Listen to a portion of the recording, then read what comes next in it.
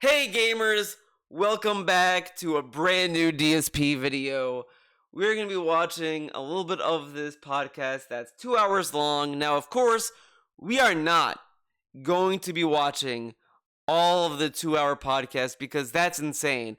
The only reason it is 2 hours is because DSP is finally getting some positivity, and all it took was for him to star in a drama show. That's right, DSP decided to star in a show that, by DSP's admission, is a show that is for people who are miserable. Again, if you participate or you watch drama shows, you're miserable, you're stupid, you're toxic, and you're dumb, and you're a mouth drooler, and all these other stuff that he has said in the past. He has finally went on to a drama show, and he's finally getting some positivity from it. Did you guys know this dude has turned on replies again on Twitter? That's right. He now enables anyone to reply to his tweets again. All it took was a bunch of random people to decide to defend this guy because DSP, in their eyes, is the king. Because he has such base takes, such as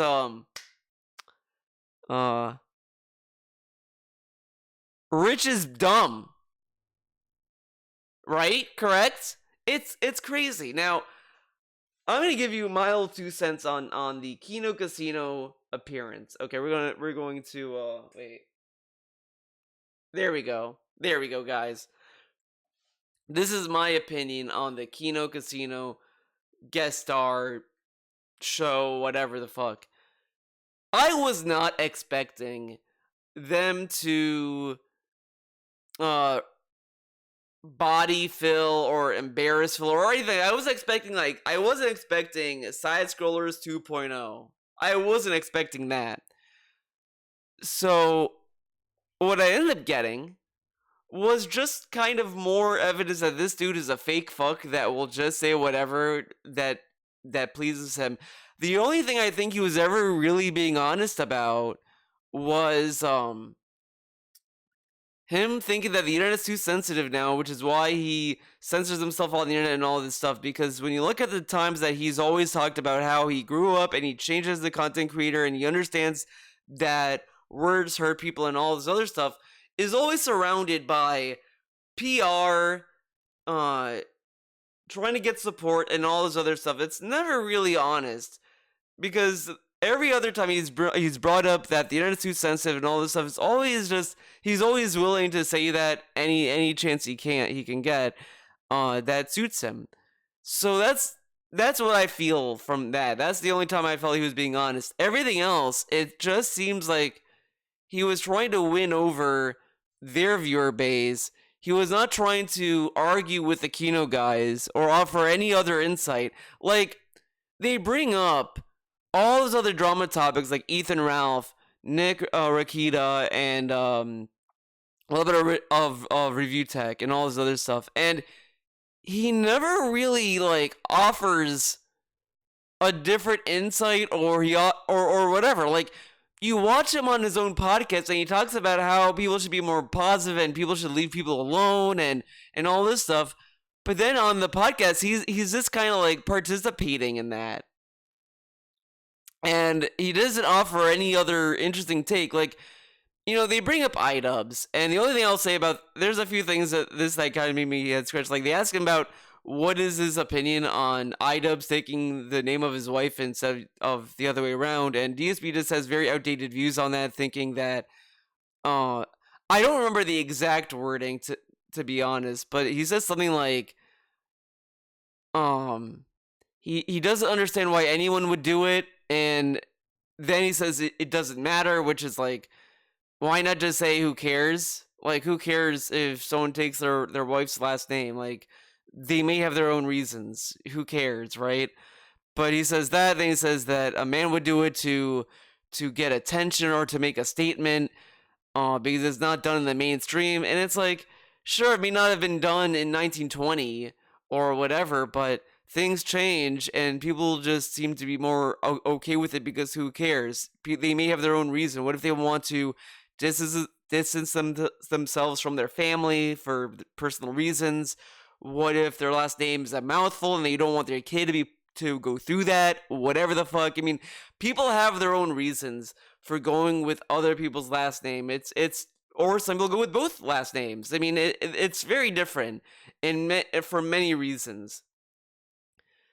But he goes with this, and it's just like, this is like very like outdated and dumb in my opinion. Like, who cares? Who cares who like whose last name you take? You have your own reason for that, whatever.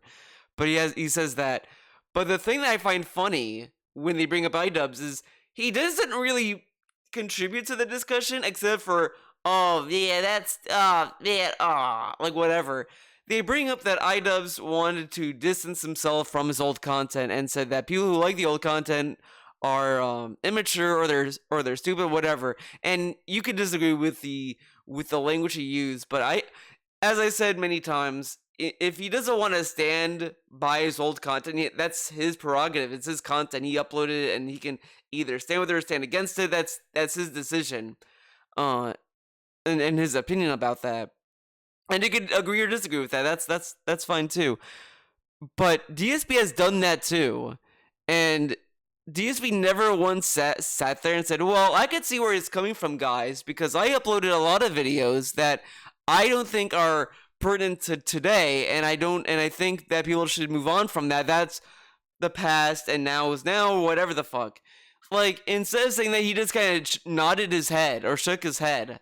And it's like, you're not gonna, like, at least be empathetic. And this is the dude that says that people should be given second chances and people shouldn't be negative and all this stuff, but he doesn't offer a different insight that's interesting. And the reason is because when you look at situations like iDubbbz, and all these other, like Ethan Ralph and Nick Rakita, it's very easy to join in and dogpile because, you know, who's gonna really defend these people? I mean, iDubbbz, I mean, again, you may get some people here and there, but as I said, I'm a little bit more like, look, I don't know much about iDubbbz. I've watched Content Cop in the past, but I'm not like a huge iDubbbz fan. But I do understand where he's coming from when he says some things, and that's an objective statement. You know, sure, you could disagree with it, whatever. But he didn't even offer that. And all the other stuff, he just kind of participates, and then he just kind of like brags about himself, about how he's so different. And it's like, you know, okay, cool. I mean, sure, not everyone is that, like, these are very different situations. Like, they showed a clip of Ethan Ralph going through a divorce or whatever, and he was very drunk, saying shit, and he's like, I don't do these stunts. Dude, he's going through a hard time. You think that he's not going to be drinking? Meanwhile, when in 2017, he was drinking and streaming, according to him, and doing all this other dumb shit.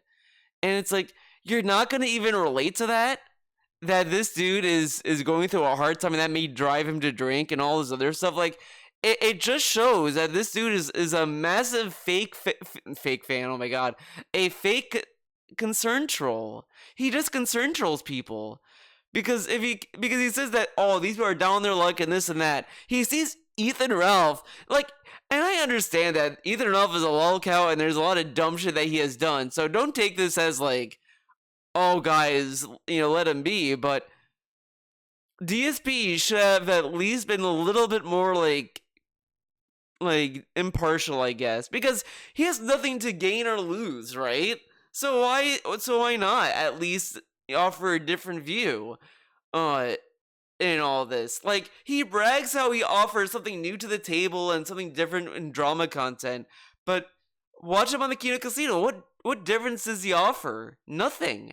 He gives the same take that anyone would, that thinks it's embarrassing what these people are doing. The most embarrassing thing that DSP had was responded to was, he said that, like, why would you lick your friend's ear? Like, who cares? Like, Nick licked his friend's ear. I mean, sure, it's stupid and like cringe, but like, there's worse things you can do, which Nick has done, like doing like hardcore drugs and all this other stuff. Like, it's just bizarre. That's all I got from it. It was just like, this dude really has nothing to offer that's different or unique. It's just kind of like he goes with the flow and he just goes along. It's really like the that one kid that sits with the popular guys and he wants to be like them, but this is like not the best cat to like latch yourself onto, in my opinion. But whatever, it is what it is.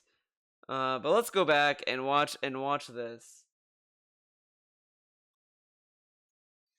It went very well. It went swimmingly well, I guess you would say. Which was great because I didn't know how it was going to go. I didn't know if people on that show were going to enjoy me and my personality and the things that I had to add to the topics that we were discussing. This is ridiculous. You saw that the audience kept calling him king. They kept calling him king. Come on. I also didn't even know technically if it was even going to work. Those guys use like Discord to arrange for their podcast show, and I had never done voice, video, or anything through Discord before. So I had absolutely how did he talk to the quarterman? How or if it was actually going to work. I felt that was Discord, but maybe that was Skype. Great. And I was like, oh, well, that's cool. And the other big story today, this morning, Ubisoft, as you know, has a huge game coming out in less than a month called Star Wars Outlaws. It's supposed to be Star Wars in an open sandbox world similar to, say, Red Dead Redemption or GTA. And you could tell the amount of marketing and the amount of stuff that they're doing for this game, that they're definitely trying to get people to push it and to advertise it and to get... Wait, you're telling me Ubisoft is trying to push a game that they're making that's a huge investment? Whoa, man. Hype around it. But it finally broke the news that people got wind. They took influencers recently. You know, some of these influencers this is like ridiculous, because I feel like we like, how is this news? How is this breaking the news that people are finally realizing this? Like, I feel like that these stories are just like, just saying that, Ubisoft flies in influencers to talk about Star Wars Outlast or whatever the fuck. Like, whatever. And it's like a neutral story, and it's just explaining like what's going on and this and that. And DSP thinks it's like a big expose about it, and it's like it's not. It's just stating what happened. And this is gonna be why I'm making this video. You're gonna see when we talk about this, because it's something else. That got to play the game early. They actually flew them out to Disneyland and gave them an exclusive again, like they flew out CD Projekt Red flew out Angry Joe to their home base or whatever the fuck to play Witcher 3, and I think they even credited him in the game. VIP tour experience of the park, the cost of which is something like $500 to $1,000 a day per person. They put them on these like cruises out there. And it's like, at what point in the games industry do we say, you've gone too far, because how can you expect... Dude, this is like stupid, because Star Wars is a Disney IP. And they obviously want Ubisoft to make this game and to market it. Like, it's very odd. Like, look at the names that are involved in this game. Like, it's kind of a no-brainer that they would go to Disneyland. Like, but who cares? They've done this before. And, you know, why hasn't DSP stood in solidarity to that one Star Wars YouTuber? I don't remember her name. Oh, my God. I know she did that one video about Last Jedi, and then, like, this one other YouTuber did, like, 11-hour video, like, criticizing that video, which is, like, kind of funny. But, she did a video, like, saying, like, how the park is bad or whatever the fuck. I don't remember the full thing, but she was like not happy with the with it. I know it's like a big it was a big story like months ago, but that happened and they flew her out, and DSP said nothing about it. Said nothing. Well, at all. A fair, unbiased opinion on a game you're about to play, when you've literally been, like, wined, dined... Wait, what? A fair, unbiased opinion on a game you're about to play, when you've literally been, like, wined, dined... But if you already like the property, and you like their stuff, like, why not take this opportunity?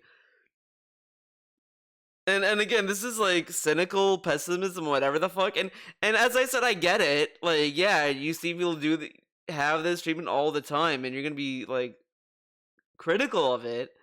But who's to say that they're being fake about it? Like, you can think that they are, and all that. Again, it's fine to be like skeptical on these things, but I also don't think it's worth like caring that much about it, about these people taking the opportunity, because they want to play it, and they're gonna just take this opportunity, and this is their job, and whatever.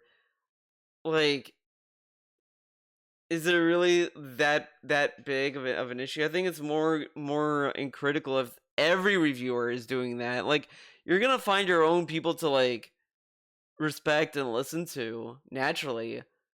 Like, whatever. And treated to like this insane, luxury accommodation deal. And this is, by the way, this is not the first time, nor will it be the last. This kind of thing happens all the time. But the point is, it shouldn't happen. It creates dishonesty. So we'll talk about that as well. Those are the 3 major topics of today's show. Okay.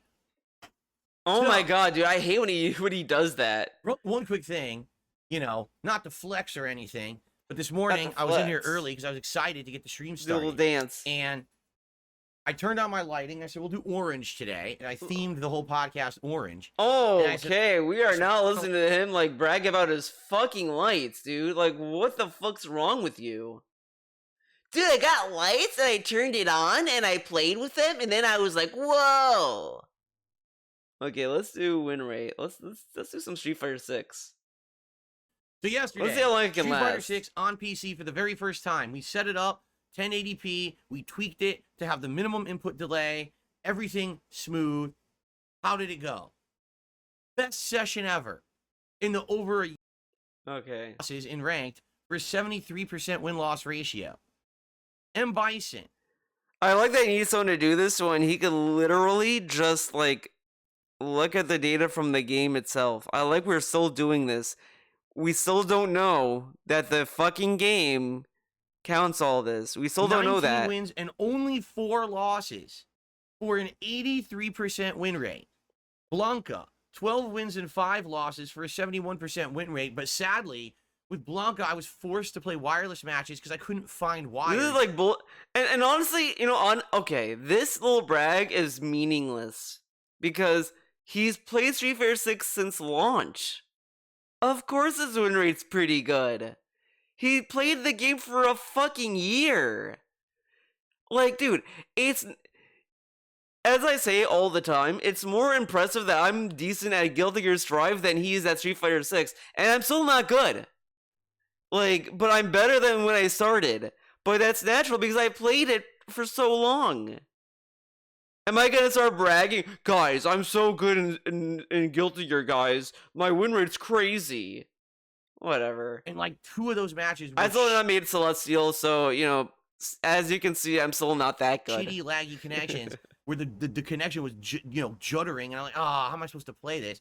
And get this. Get this. Get this. You ready? You only lost twice in an hour of game.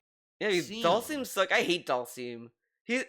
Especially the way he plays it. It's so boring. Just poke, poke, poke. It's like his Dark Souls gameplay. Just poke and run. I fucking hate it. The footage yet of the gameplay. Please check it out. It's all on I his also don't channel. like Dalsim as a character has that their much own either. video that lasts about an hour, okay? For some odd reason, such annoying the video characters. I did the best in, Dalsim, has the least views. Because he sucks. I don't He's a get boring it. character. It's like he doesn't even have 300 views. Like, the others. Honestly, he could lose. He could go on a losing streak, let's say, and rage all he wants. It's still boring. It's Dalsim. He's a boring character. I have almost 500, and I'm like, what? You're not like Dalsim? Are you crazy?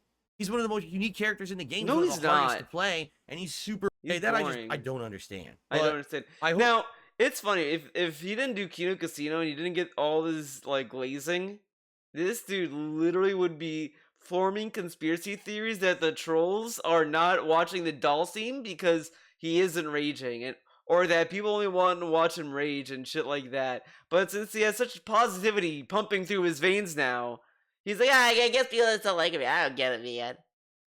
Why wasn't he like this for years?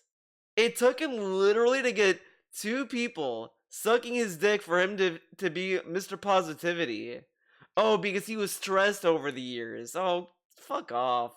I hope you guys will check out all the videos. Obviously, much more coming. What I need to do is get them all to master. More coming. Just so you know, the placements. Honda only made 3-star diamond because of bad placement matches. The only time they had me play a 5-star character was a freaking Cammy. Oh, it's no. Like, are you kidding me? Cammy versus Honda is a horrible matchup. You know? Dalsim, 5-star diamond. M. Bison, 5-star diamond. So we're well on our way to master with them. Blanca, I did get screwed. Because like I said, it wouldn't find bad. But it's still annoying. Okay? A conversation between... But guys, remember, if you care about ranks, you're a sociopath. In the matches, it worked so well. And the PC was flawless. Yeah, PC was flawless. Wait, what? Do well against better people. Because they don't have some kind of... Everyone else who's a pro. So we're on equal playing field at this point. And from a huge deal, but definitely we're slightly better. You can tell the effects and everything just looked a little better. Input delay, pretty much non-existent. So I've got the best version at this point. And from now, the way I see it, now the real game begins. Because now the real game begins. This dude's such a clown. And you know what? This dude had soapboxes about how people should have equivalent fucking experiences and this and that, right? And look at him now. He gets the best experience. And those PlayStation players, fuck them. Xbox players, fuck them. But this dude is now benefiting. At this point, I mean, I wonder, you know, maybe you should turn off crossplay, man. And only play with PC, right? Correct? Because now, I'm on the same version as everyone else who's a pro. So we're on equal playing field, equal ground. What about the pros that play on PlayStation? Like, there are pros. I was about to say pros that play on PlayStation. What about them? And now I can finally learn this game at a level where I can do well against better people. Because they don't have some kind of an innate unfair advantage, all right? So, 2 thumbs up for Street Fighter 6. I literally can't wait to play more. I can't. So, I would love to play it today. But I know many of you are probably going to be like, man, you just played it all day yesterday. You're right. Like it says he's on equal footing, but he's not. He literally isn't. When a PlayStation or an Xbox guy shows up, that's not an equivalent playing field, according to Phil. But the thing is, like, once I get into the groove and things are... And you know what? You know what I'm thinking about? So, he brings up the Kino Casino, right? About, oh, these people, they complain about the version that the tournament runs. They should learn to adapt, man. Blah, blah, blah. This dude played Street Fighter 6 on Xbox and PlayStation and then complained that these are not, like, equivalent. And then he's like, well, now I got the equivalent game. Why didn't you just stick with PlayStation and just learn how to adapt with that? What about that, Phil?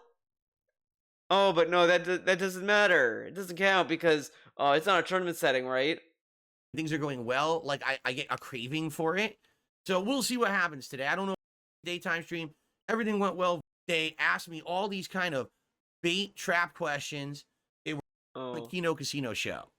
And it went horrible. Those guys are terrible. They treated me awfully. Oh my god. They asked me all these kind of hilarious bait trap questions. They were teacher constantly style disrespecting comedy. Me. Oh wait, that was another show I was on last year, the Side Scrollers. This actually was a good show. But again, they had you on and you said it was fair. They were only rude to you after the fact, but it's like, who cares? Whatever. Because it was entertaining, because instead of just asking me a bunch of intrusive, fucked up questions for no good reason, they actually had real conversation. Fucked up for no good reason. DSP, you said that you wanted that video to be like the thing you send people to watch. So it wasn't for no reason. It literally had a reason. With me. They asked me about my takes on stuff. They asked me about other, things in the industry, gaming, right? They asked me about my history as a YouTuber. Oh my god, they tried to get him to, like, be Mr. Anti-Woke Gamer, which he already kind of is, because all the things that if he was such a woke guy, correct? He wouldn't be saying, well, there should be some diversity, but we gotta ease into it. It's like, I was watching there was a D3X video. I was watching another one that I saw the title that talked about DEI, and I was like, okay, I gotta listen to this now. And I just have a question. How, because he brings up, right, how we can't, gamers don't like change. We are scared of change, and we gotta ease into having diversity and all this stuff. And I'm just like, we are in 2024. We've had like 5 generations of PlayStations. Gaming started from the 80s all the way to now. How long do we need to wait, and how much do we need to ease in the idea that we could have black people in games, or we have women as main characters? The statement he said, it just made me scratch my head. It's like, okay, let's just say, sure, let's ease into it. How long until it can be normal? Who's to say how long the easing process? What if these years itself are the easing in to having more diverse characters? But no, apparently that we don't count this long extensive history of gaming as that, but we have to start now easing in. It's just a bad mentality to have, and I also feel this is gonna be a little bit more of a personal opinion that I've been seeing all these takes about DEI and this and that, and I think what they're mostly, it's just another form of argument for tokenism, and tokenism is a thing to be critical of. But at the same time, I've seen people throw that claim around, and it's like,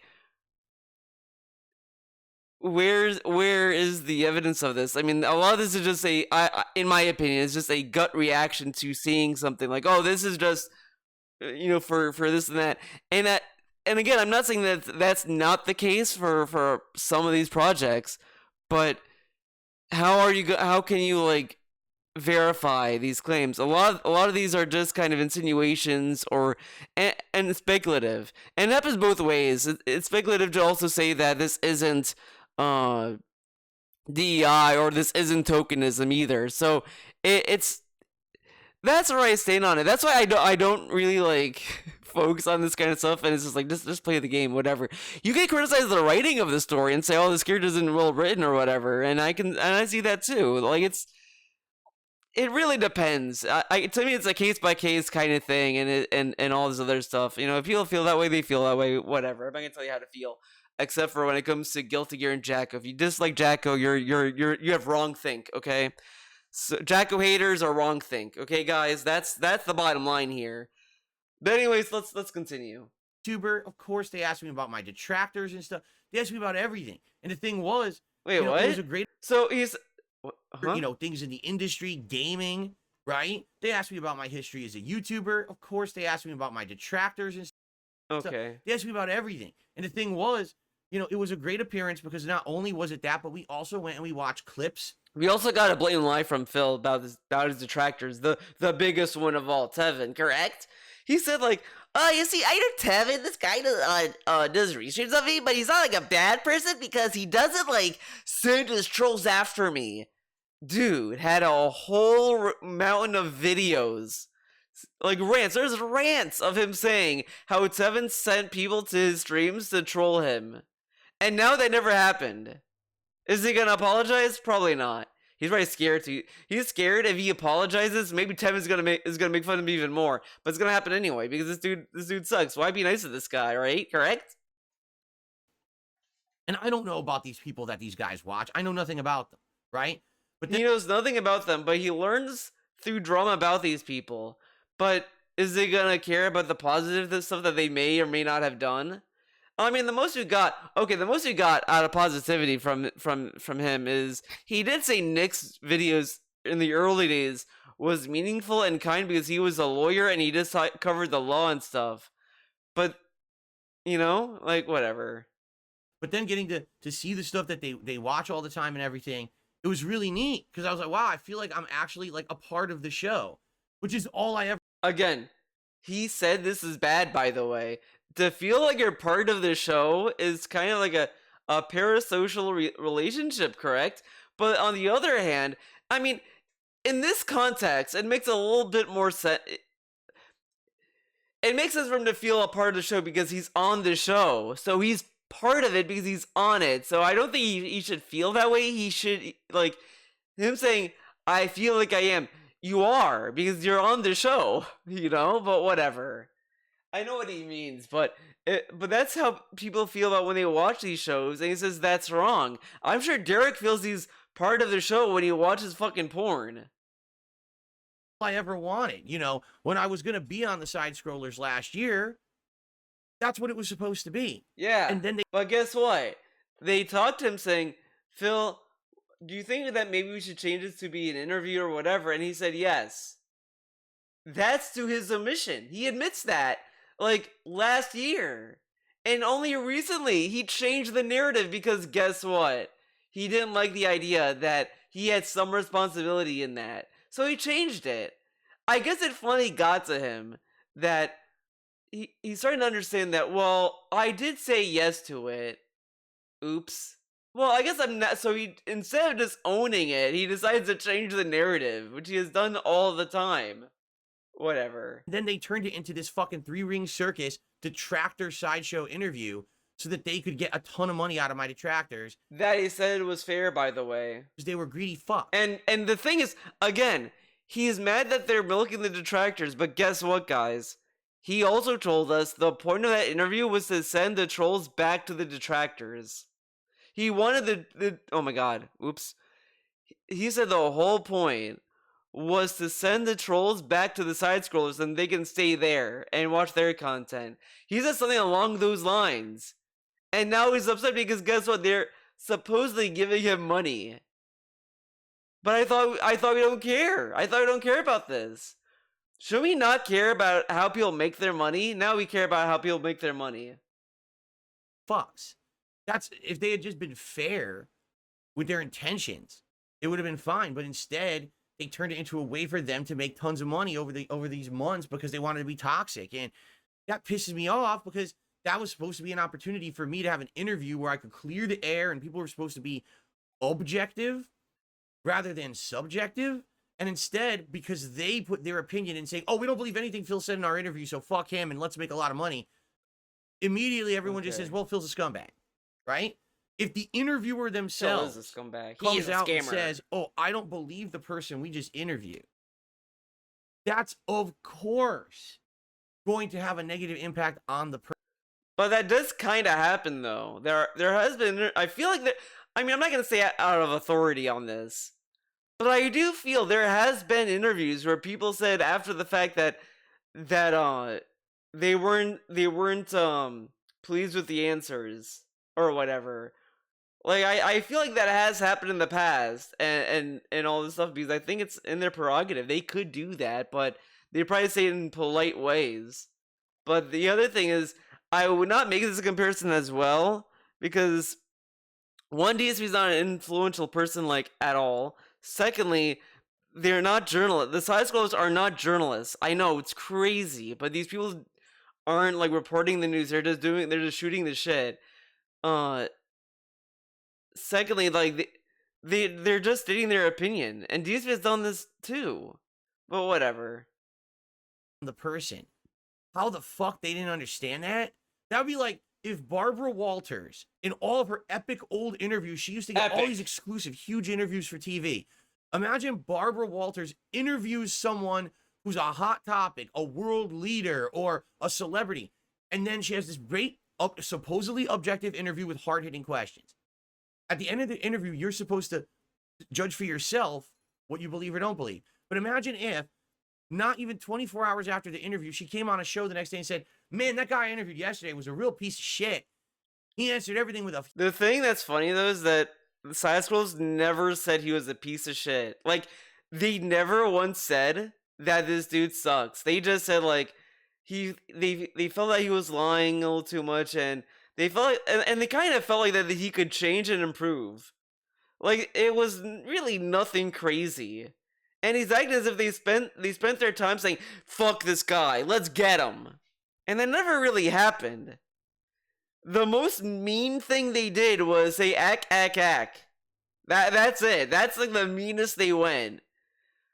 DSP just inferred or just took things negatively, because then he said like oh, you know that the bills was a piece of shit, was a lie or whatever, that he didn't write it down or whatever.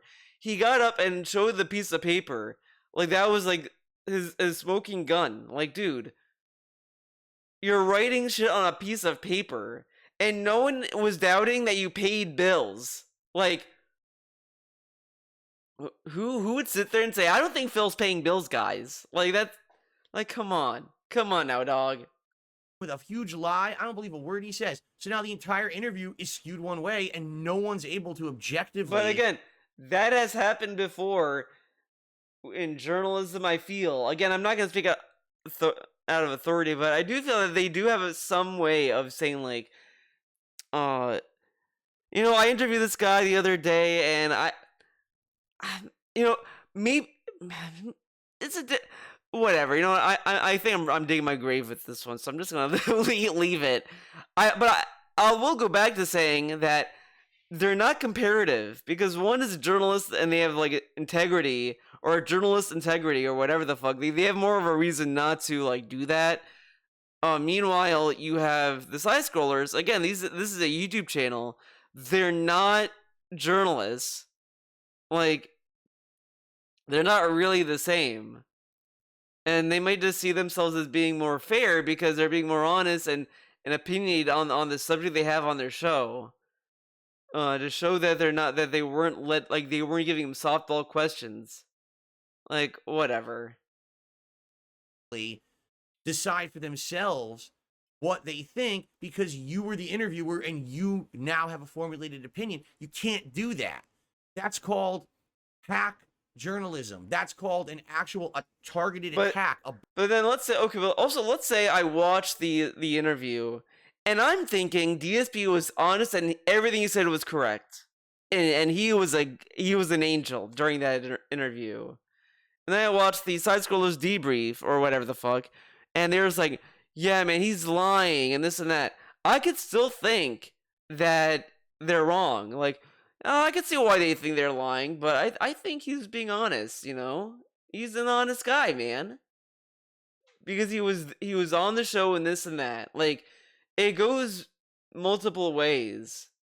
But this is also him just having little confidence in his own fucking viewers to think, or any viewer for that matter, that they may take him at his word. But whatever. A bait and switch. That's exactly what happened with me with side scrollers last year, and they used that to propel themselves to some kind of popularity. All right, so now that I've actually had a fair chance to appear on a show, like, what popularity, and also this fair chance on being on a show, blah blah blah, that is all in his head. He was the only person standing in his way, because of course trolls are gonna say shit, but if the other YouTuber wants to talk to him, they're gonna not care. But he convinced himself that everyone saw the side scrollers interview and said, this guy sucks. Like, everyone. And it's like, then how are you able to get people who are interested in being on DSP Asks It then? Because he said he had it, then he turned them down because of the side scrollers. They didn't back out, he backed out. Again, all of this, like, oh, no one will treat me fairly, is all in his head. He is the only person who stood in his way. Oh, I'd like to tell Craig and the side scrollers, go fuck yourselves, you disingenuous pieces of human fucking shit. I hope you fucking flush yourselves down a toilet and never climb the fuck out of the sewer that you live in. But you know, this is also empty too, because as I said, with everything with DSP, no one really like is standing up for side scrollers anymore. Like, there's no huge like fan base for them. They're kind of like irrelevant in a lot of ways, and people see them as grifters. I mean, look at what they're doing now, guys. Give us money, and we'll take the Game Awards back by something. Don't worry about it. Whatever. but there's like really no one there that really cares. So of course he's gonna stand tall, shitting on Craig. It's like the lowest like hoop to hit. Like you could just, it's just easy, and he takes these easy shots because he knows no one's gonna be like, Phil said this about Craig, guys. It's time to cancel Phil. Like I want to see him do this. Like imagine if he was this toxic towards Keem nonstop, and he never backed down. But no, he backed down because he doesn't want to talk to the man. You know what I mean? With your drama politics show that no one gives two fucks about. All right? Why don't you go fucking suck on Melody Mack or whatever the fuck? Again, he keeps bringing up Melanie Mack. I mean, well, I guess she's been like a recurring guest from the clips I've seen, and but whatever. I mean, if you're obsessed with that lady, oof. The new hot topic is today with your bullshit drama. No one gives a fuck about you. Again, he's mocking people doing drama, yet he was on a show talking about other people's drama. And this isn't milking drama, DSP. You went on a show to dunk on Ethan Ralph and Nick Rakita and iDubbbz and all these other people. You're participating in this, and now you're saying that you're better than them because they're doing drama and you're not. Oh, but he's not doing just drama, guys. I mean, the side scroll's gonna make that same argument. I mean, they're taking money to Save the Game Awards. That's not drama. That's them doing something else. You and you'll never be relevant. Now fucking choke on it. Choke on it. Go choke on it. Yeah, it's just such empty gestures, man. Excuse me. What just happened? I blacked out there for a second. Oh my god, can you choke on it? Okay, I'm back. Anyway. Oh my god, this fucking like these teacher style jokes. Oh man. I was on the Kino Casino and it was super good. Like we had a great time, right? And by the way, guys, contributions are coming in again. I swear to you, I shout these out at the end of the show. I want to say my piece. Okay. Who tuned in. Thanks to those who watched it after the fact. If you haven't seen it yet, you could check it out over on there. I think it's Kino Casino Gaming, I think it's called, over on Kick. They have the stream archived. You can check it out after the fact. And also they're going to clip it. Like they do clips, highlights, and they put that up on a channel on YouTube called Kino Casino Clips. Check that out. If you want to check out the clips after the fact, they're not there yet, but they will be soon. So yeah, so the show was great. From what I'm to understand, they had over 5,000 live viewers, which is really high viewership for their show. And how do you know it's really high? Apparently, if you count all the other people who were restreaming it, because you know there's always a bunch of fuckheads who restream everything illegally. They restream illegally, dude. You're watching clips illegally on the Kino Casino. There's over 10,000 live viewers, and this dude is thirsting for watching June the King's video. But he got permission, guys. This is okay. Okay. Now, I just want to ask you a question. Why? Why? I'm here on stream literally every day. Dude, you're on a drama channel. Kino Casino is like literally lolcow light. I mean, lolcow live light, in a way. Because it's funny, I've been seeing a lot of reactions saying, this is what Keem wanted to do with DSP with lolcow live, and he didn't do it, and now he's doing it with them. And that's kind of what's happening. Because that's what this is. Like, it's just discussing other people's drama. Come on. Yeah, you could come check me out every single day. Whenever you want to come by and hang out with me, I'm here every day. Right? I would like to see people in this chat just say, Phil, I'm not watching on Kino Casino because I like don't support them because they make drama content. Like just throw this shit back at him, and I wonder what he'd say to that. Like, and it has to be regulars because newcomers he's probably gonna be like whatever on. But I wonder if his if Derek said, Phil, I watched it and it was like toxic content, and I don't want to hurt people, so I'm not gonna watch it. This seems like fake drama or whatever the fuck. Just throw back whatever you said about lolcow live at him and see how he spins it. I don't get 10,000 live viewers. So why is it because I was on their show, it garnered 10,000 viewers? I guess because you see me interacting with someone else live. I mean, I talk with you guys live. It just kind of blows my mind because I really don't see the interest, why there's so much interest in me. particularly when it comes to this kind of shit. I look at it and I'm like, I really don't understand. I mean, I guess people Huh? are fascinated with me because I've been around for so long and because so many people talk shit about me. I don't know. I really don't know. Dude, But I love he says this and then also tells that people made a living off of making videos about him. Like he's just refusing to connect the dots. for me, it's funny because they outright said this. They said, "Listen, Phil, you have to understand Listen, something. Phil. Your takes tonight on our show are different from how a lot of other people approach content. If you did your own show where you react to stuff like this, drama, right? We're not talking the kind of clips that I do on my clip show every week over on my DSP Reacts channel. But if I actually did drama content, right, you would blow up. People would absolutely tune into your show and watch. He did drama content though. Dude, Yeah, you know what? He talked about drama content like I did a lot of drama reacts and people got bored of it. So, you know, oh my god, that's even funnier. He's saying that he'd blow up but before that, he told us that people got bored of it. I'm starting to see like I think the end game for Kino Casino is just to get DSP to do drama content. I think that's what they're trying to do, which I don't think it's impossible. Because again, he keeps talking about he wants to do a politics channel, which would eventually just turn into drama because he's gonna eventually talk about a lot of dumb shit, you know?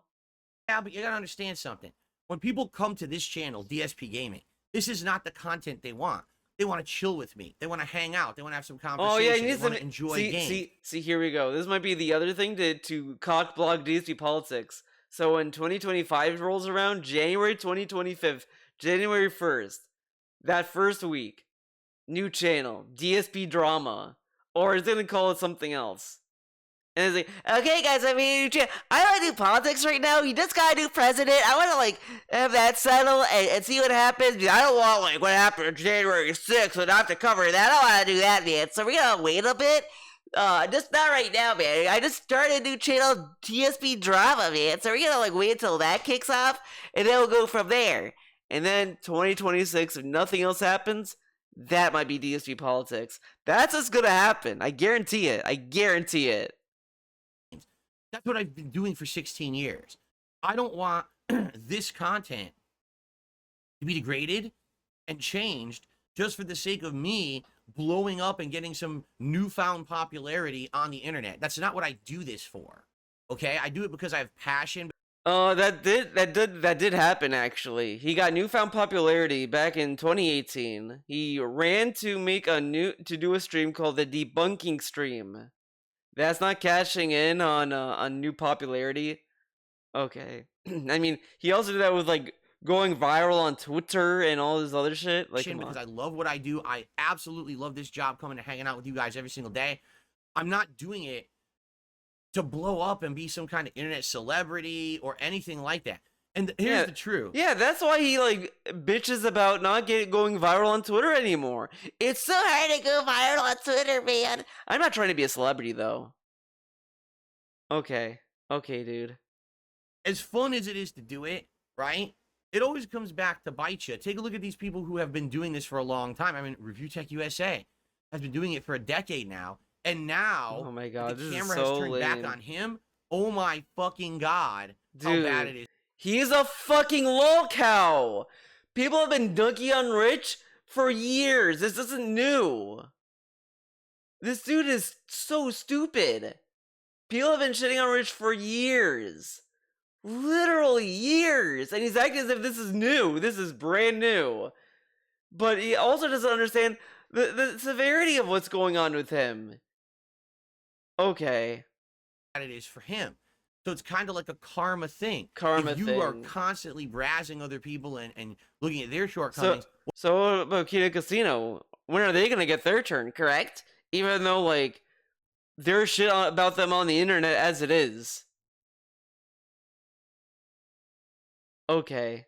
This karma thing is so lame, because then when something bad happens to him, it's not karma anymore. Everyone's out to get him and all this other shit. But when something happens oh my god, when something bad happens to someone else or might, oh, karma, baby.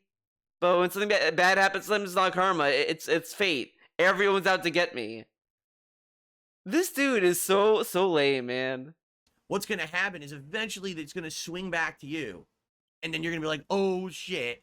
Now I'm going to get it worse than everyone else because I had my big mouth open for the last 10 years, right? So I don't... That's stupid, though. That makes no sense. Because, like, what if... Like, so if I do this for, like, 50 years... Am I gonna magically be like? Am I gonna become Hitler? If I do this for 50 years, will I like do crazier shit? Like, come on. And this dude always says, like, you know, like, people are down on their luck and shit happens, man. Shit happened to Rich. Guys, karma got him. Karma told me himself. Like, come on. Want that karma. I want to be able to make content. At the end of the day, I don't feel like I've hurt anyone by doing it. All right. So, for example, yeah, this is all. Again, this is another case of him literally being, reward man or whatever the fuck, outcome man. I don't know. I don't remember. Review Tech like, USA. It's really like you know, like again. So when you have a kid and you're trying to tell them to like, go to bed or be polite, you tell them that, you know, bad boys go to hell if they do this, man. And these people are like, I don't want to go to hell. Okay. And he honestly believes all that. You see that with like the last rants where he's like, I want to go to hell. You're going to watch Lolcow live. And it's that kind of shit. This is childish. To sit in fear of an arbitrary thing that may or may not even happen. Okay, dude. Documentary coming out hopefully within the next week. Am I going to be critical of Rich? Of course I am. But I'm not going to be harmful to him. I'm not going to be sitting here and wishing him the worst and saying people go attack him and stuff. Of course, no. This is such low ball fucking things. I'm gonna be critical, but I am not gonna say, let's kill him. Yeah, guys, let's go over to his house and hang out with him. Let's do to him what people did to Boogie. Let's do that shit. Of course you're not. DSP, why would you do that? Of course you're not gonna do that. I mean, no one should do that. No one should incite people to do fucked up shit, obviously. But this dude is acting as if he would do that. No, of course you're not. And why is like, I'm gonna be critical, but I'm not gonna do this. But are you gonna be fair to him? Being fair, I guess, is not wishing him death. Which is like, why the fuck would you wish death someone on a video, stupid? Like, this is like such lowball fucking assurances. Like, this is like, and as DSP would put it, this is common sense stuff. And he's bragging and flexing as if this is like a big deal. I'd be more impressed if he said, I'm gonna be critical of him, but I'm gonna be fair to him. You know, like, this dude might have been put through the ringer. You know, people have been bringing him up the Dropbox, and, you know, we don't know the full story, man. What if there's a explanation that we just don't know? And, you know, I think people need to, like, relax, you know, be critical of him, but, like, you know, leave his family alone. No, of course not. Because he talked about his family, so it's okay, man. Okay. Because that's not who I am, and I've firsthand seen the repercussions of people making fun of me and how that had crazy people coming after me and my... He literally made fun of Ethan Ruff all night during the kino consume. He made fun of doing bongo drums on his stomach. He made fun of Nick. He made fun of all these people. And he's telling us that he understands the pain of making fun of people. Fuck off. No, you don't. You're just saying this to make yourself look good. Again, this is the PR speech I've been talking about. My family and my business in awful ways. I don't wish that upon anyone. So that's why I'm not okay with like constantly making that kind of content. Excuse me. You know, if the guys on Kino Casino want me to be a guest on there every once in a while, I'm totally open to that. They were very welcoming. They were very positive. I'm going to talk a little bit about the topics and stuff that I really enjoyed in a second. They were very accommodating. Their audience was so nice. The thing is, I didn't have the chat open. All right. So I actually don't know what was going on in the chat. Later on in the night, I played back the replay. The chat was great. Yeah, I guarantee you he was playing back the replay to see the chat. Like, this dude is so dented. Because this dude goes on a show close his chat so he can focus on the show. Sure, whatever. But if you looked at the chat, he could tell for sure, and then he'd be like, "Okay, I'm just gonna like leave." But I guess he doesn't want people to know he's looking at chat, so like they're not like gonna bullshit him. I guess, but they could be thinking that anyway, regardless. Whatever. But it's obvious he wanted to check the chat and see if they're all shitting on him. He would then decide to be against them, which says a lot in my opinion, because it shows that he doesn't really care as long as he gets positive attention out of it. So it would be an interesting experiment, guys, if he goes on that show and it's a normal show, whatever the fuck, but chat's just being mean, just outright mean to him, and then see him the next day and see what would happen. But I also feel that they ban people being mean to him too, because they also want to keep the LARP going. So it may be harder to try that out. You know what I mean? The chat was engaged. The chat was enjoying. They were actually adding to the conversation with comments that I think the guys were reading during the show, and then they were bringing that to the conversations. It was great. That was a great audience. They brought up Mudahar, by the way, which the ESPN called a lolcow farmer. And he was fine with Mudahar being there. I thought he's a lolcow farmer, Phil. To keep the lolcow going. See how easy it is to like trick this guy? This dude is like the easy... And that's why I'm not gonna really like sit there and be like, wow, Kino Casino, they worked really hard to glaze him up or to trick him. It's not that hard. It's DSP. This dude falls for the easiest bait you could imagine. It's not hard to trick him. It really isn't.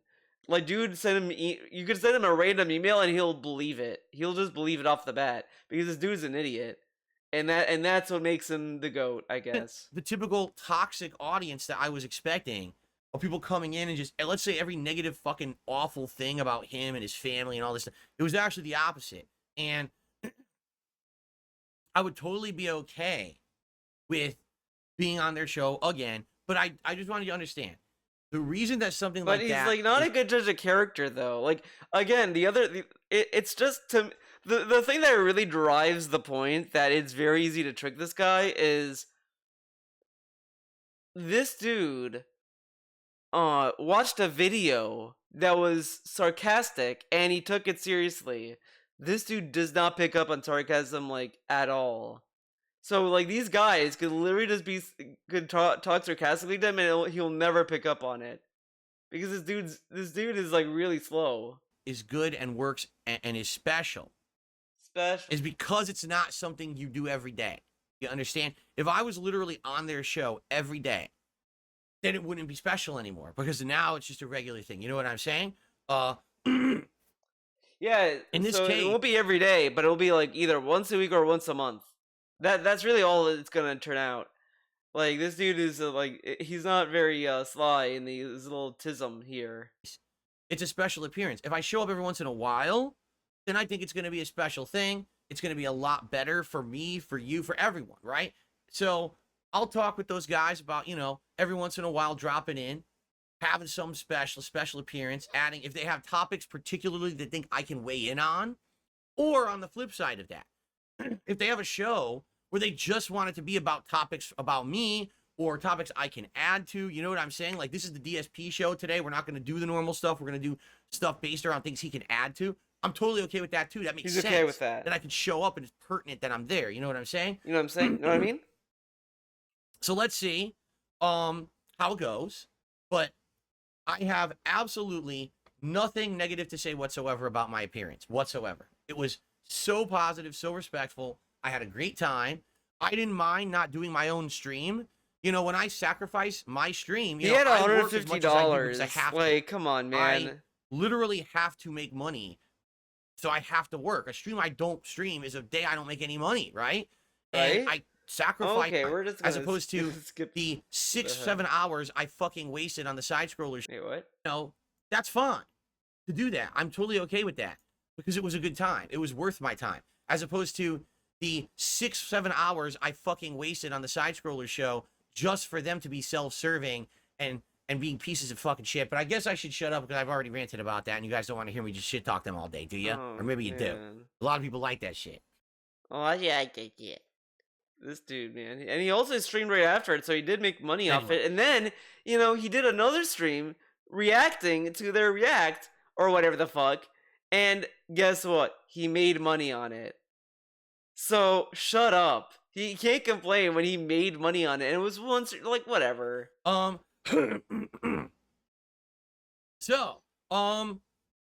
Okay, so what happened on the show? Oh, a lot of stuff. They interviewed me about all kinds of stuff, about my history as a YouTuber, how I'm so resilient, my detractors and how they react to me, specific thoughts about certain people, although a lot of them, I don't know too well. Like, we watched clips of Ethan, Ralph, and Rick Nikita. No, Nick Nikita. Yeah, that's how you say his name, right? He said Nick Nikita. But not that. But he did correct himself, even though he said whatever. Okay. And a few other people too. Already there. The thing is with me, I'm not in the drama sphere. I don't know who half these people. And yet you dog on these people. Like, again, he's not in the drama sphere, but he knows enough to call iDubbbz a cuck. So you're just regurgitating opinions without even knowing. The thing you said is also stupid and brain dead. Like, again, this dude cannot even stand by his own fucking ethics. These people are. I only know them because you guys passingly mentioned them in my chat. And so to watch some of these videos for the first time, I'm just like, oh my God. I think it's what they wanted. They wanted a layman's response to seeing this kind of behavior on the internet for the first time. It's funny he says this, but he talked to other people about his stuff, and everyone's like, I can't believe that happens, Phil. So, come on. And it's just like...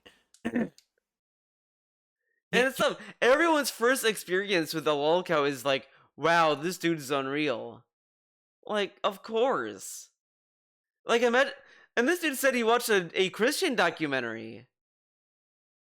Okay. I can't believe that they do this. Like, they're okay with just regularly putting themselves on the internet acting like that. Like, for me, my most embarrassing moment on the internet was an accident. Oh my God, dude. Okay. And now we're just flaunting this. Dude, like, come on. Like, Nick licking someone's ear is really not that, like, embarrassing. It's, like, stupid, and you can think it's dumb, but it's really, like, like, what else is there to say about that? And then there's, the hot tub stream. Okay. Like, whatever. A horrible accident, an incredibly embarrassing accident, but definitely an accident. Okay? Since then, having a good time, dude. You have not seen that kind of behavior from me ever again, because I am embarrassed, mortified, and I don't ever want to portray myself as that to the internet. That's not me. That's not representative of me. That was me at my worst moment, accidentally broadcast to the internet. These people literally are broadcasting themselves daily doing insanely embarrassing things as if it's just no big... What if it's not daily, though? Again, he watched one video and said daily. How does he know that's their daily streams? Like, you see how this dude works? So, when you're detracting on Phil, you gotta get, like, the full context. You have to watch, like, hours and, like, thousands of hours of understanding where Phil's coming from. Because he's not like what we say he does every day. But he watched one clip of Ethan Ralph or whatever the fuck, and he says he does this every day. Very fair. Big deal. Just keep it going. And the worst part is that some of these people have families, kids. Like, what the fuck are they doing? Oh my God, dude. So I kind of get... Like, some of these have families. Obviously talking about Nick. But, like, the thing you see with Nick, as far as, like, what I have seen... He's just intoxicated. He does drugs, which is bad. Obviously, he does, like, the hardcore drugs. Like, weed is one thing, but this dude is doing, like, insane shit. I don't know much about Ethan enough, but he got a divorce, so there's a lot to that's like, okay. And then he was also, like, drinking, saying dumb shit. But as far as Nick, like, he does a lot of hardcore drugs and all this other stuff. Like, that's it. I mean, that is bad. I'm not saying it's good, but this dude is, like, making it out to be something, like, worse, and like, whatever. I get it. I understand why people would be like, whoa, this is fascinating stuff to watch or react to. At the same time, I don't understand. But, like, the other thing is, like, what if Nick is doing these drugs and he's, like, down on his luck? What if he lost a lot of clients? And he was like, I can't handle this. And he starts taking drugs, man. Sometimes people self-medicate when life is going to shit. Come on. And how the fuck people group me in with these people? How? I'm not someone who puts. Dude, it's like Lolco is a Lolco is a spectrum. It ranges from like harmless like stupidity to life ruining your life stupidity. Like, yeah, DSP isn't like at that level where he's ruining his life, but he's also not like normal either. Like it's just a general label. Like it's like going to the market, you see a whole aisle of juice. Not all the juice is good. You may not like all the juice. Some juice may be worse than others. And this dude is like, why are you clumping me in with this? Like, why do you clump the good juice and the bad juice? Like, it's just a label. Puts all my personal shit out there constantly. In fact, I have a nice separation between my personal life and my public one on purpose. And I don't want to have all my personal shit shoved into your face on purpose. I want to have a fun, chill stream with you where we can kind of just hang out. But a lot of these people's personal stuff that's out there is not shoved in their face. People have dug this stuff out. Again, the Dropbox wasn't like a public thing, which is why it was a big deal. It was private. He tried to have that be private, and look what happened. Stupid. And have a nice vibe. Now, oh, drama, stupid shit. It's like, it's insane. Why would I want that, right? I don't look like these people. I don't act like these fucking people.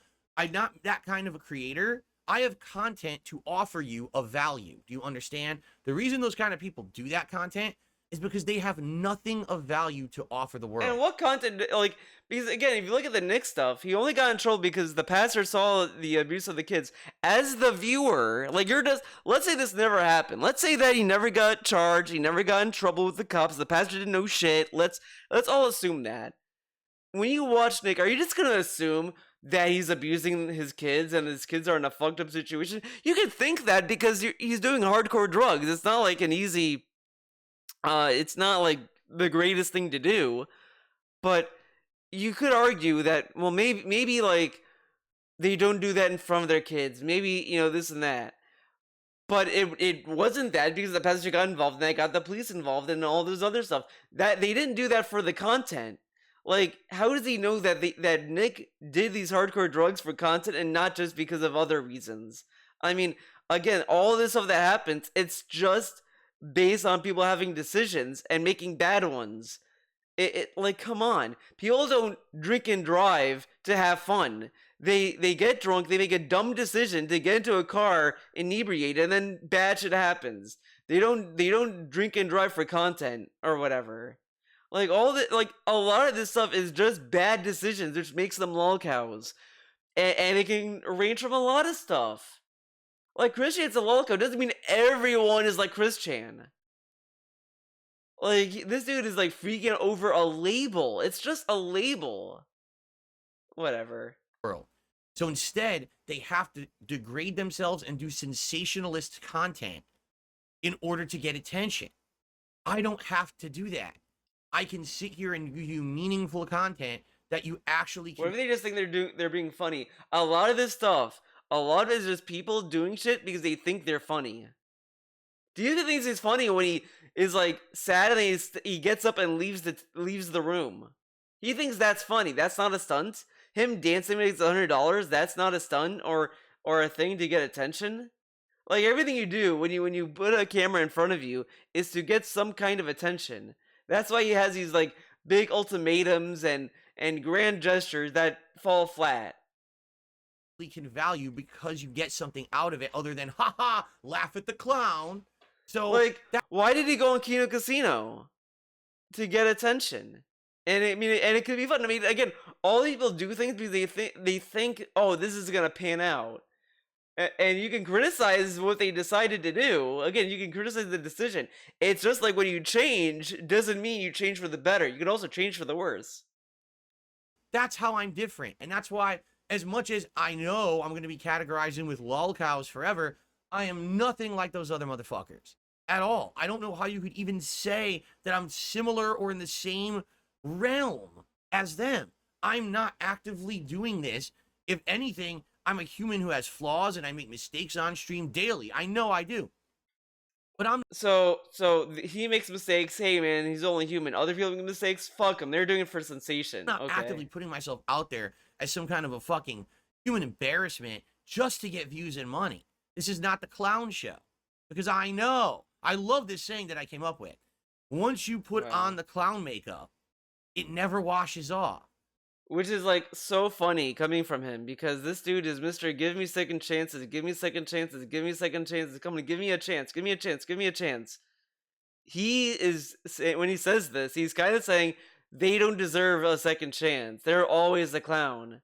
But if you think that about Phil, you're stupid and immature. And he changed now. This dude is it's ridiculous. So if you watched him in like 2008 or 2010 or whatever, and you thought he was a clown then, and you can't, and he'll never stop being a clown, you're immature and stupid. He changed now. But if Rich or Ethan or Nick, like, let's say, like, Nick could go to rehab, he could get rehabilitated, and he can get a stable job again. He could, do whatever, and he can, and what if he turns his life around? He doesn't deserve another chance. Like, of course, people can relapse. That happens. But what if he turns his life around, Phil? Are you gonna give him a chance? Probably not, because the clown makeup doesn't come off. I refuse to be categorized in with these living fucking clowns who all they have to offer is human embarrassment. Sorry, that's not me, man. Yeah, now you can be clumped with Keemstar. To say and do that's meaningful to my audience, and I'm gonna stay right here doing again. How do you know that they don't think what they're doing is meaningful? What about that? Every day till I fucking decide I don't want to do it anymore. No one else. Of course you are. What else are you gonna do, stupid? You're unemployed. What are you gonna do? You're gonna tell me I'm not gonna do it, or I'm gonna shut you down. Fuck you. I will be here every day making meaningful content for people on the internet until I decide to quit. Period. Wow. Okay. So we're saying the same thing, guys. The show last night was great. I was on there. Actually, I was only supposed to be on there for like about 2 hours. He says this, but Rich is still operating a channel. He's still uploading videos. He still has people giving him money. So why doesn't he brag about outlasting people? This is what's so cringe about him bragging about outlasting people. Like, they probably would have to die for him to really truly brag about outlasting them, because side scrollers are still making videos. Rich is still making videos. Ethan is probably still doing videos. I don't know what's going on with Ethan, to be honest. Nick will probably still make videos. All these people will still make videos. I mean, Christian is still doing whatever Christian's doing now. Whatever. Hours, but we were having a good time. So because we were having a good time, I stuck around for 3 hours. By the way, I want to clear the air. When I say Christian is still doing this shit, the Christian has been doing, I'm talking like about Sonic Shoe or that kind of stuff. Hopefully, like, he should be in trouble for doing what he did. You know what I mean? But that's all I'll say about that. This dude, I think, should get like more help than like just being left in the wild. But whatever, it is what it is. What can you do? And even then, we didn't get through like half the stuff. They had clips to show. They had more things to ask. I was like, don't worry. This won't be the last time that I'm here. I'll be back, I'll be back. Now, the follow-up to this, okay, is the Review Tech USA. I'll be honest, I don't give a fuck about... Okay, we're just gonna skip this. I don't give a fuck about this documentary. I don't give a fuck about the react. It's just gonna be like, oh, we're gonna do this, and we're gonna like play together. I don't fucking know. Guest appearance, channel rules, I don't care. Upcoming content. Let's see. DSP criticizes gaming marketing practices. Yes. Pissing me off. All right. So. Wait, what's pissing him off? Stardew Valley, my React content on Sunday, this Review Tech USA documentary, which I'm going to do a live react to with Kino Casino, amongst other things that we'll be doing on my PC. Okay? Okay. Again, apologies. This stupid cold is pissing me off. Oh, okay. So, All right. Ladies and gents, it's time for my my favorite segment. Personally, it's time for your favorite segment because, ladies and gentlemen, it is time here on the show for a little segment I like to call DSP News. And today, we've got a doozy of a story. A doozy. All right? A doozy. Now, as you guys know, over the years, I have been very, very critical of where gaming has gone, particularly how video games are now marketed, because it's not just about putting out an ad or something. Now it's this viral marketing. You know, again, this is like the beast, man. He sits there and tells and yells how streamers and Let's Players, whatever the fuck, are free advertisements. Go back and watch his rants about Nintendo copyright claiming videos. He literally says that we're free advertisements. And look what's going on, man.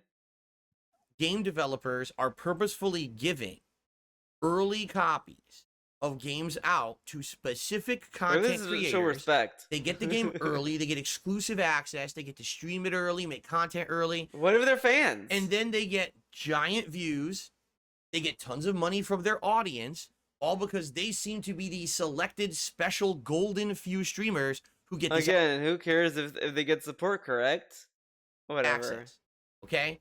Now, you can argue, well, that's fine. There's nothing wrong with that. Okay? You can't argue it. They're not enforcing any kind of a policy where they're saying, hey, just because those content creators got the game, they have to kiss the game's butt. Right? There's no contract where that content creator has to say the game's good. Oh my God. They could be honest. They could criticize the game, right? Except there's actually been distinct cases where this isn't the case. There's been outright times when content creators have gotten a game early and are told you're under a review embargo.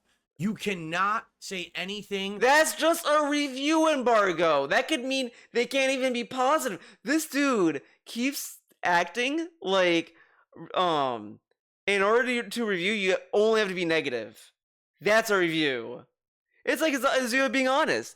If you're being honest, you're just being negative and toxic. Even though you can be positive and be honest. Like, I can say the sky is blue and it's beautiful outside. That's an honest statement.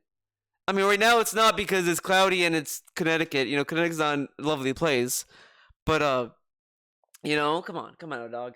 Being critical about the game because the reviews aren't allowed until 3 days before the game actually comes out. But again, this is like adding all this wording. It's just, hey, it's a review embargo. You can't post a review until this date. And that's it. That's all they say. They don't say, don't be critical and blah, blah, blah. Like, come on. Since it's 2 weeks early, all you can do is play the game. What about the impressions where some of the impressions are actually negative? Like, they could be negative, whatever. Yes, 100% that has happened a lot in the industry. So what's happened is, like what? You are now without saying Marvel Rivals, without saying that, what game? Paid advertisement. You are a shill.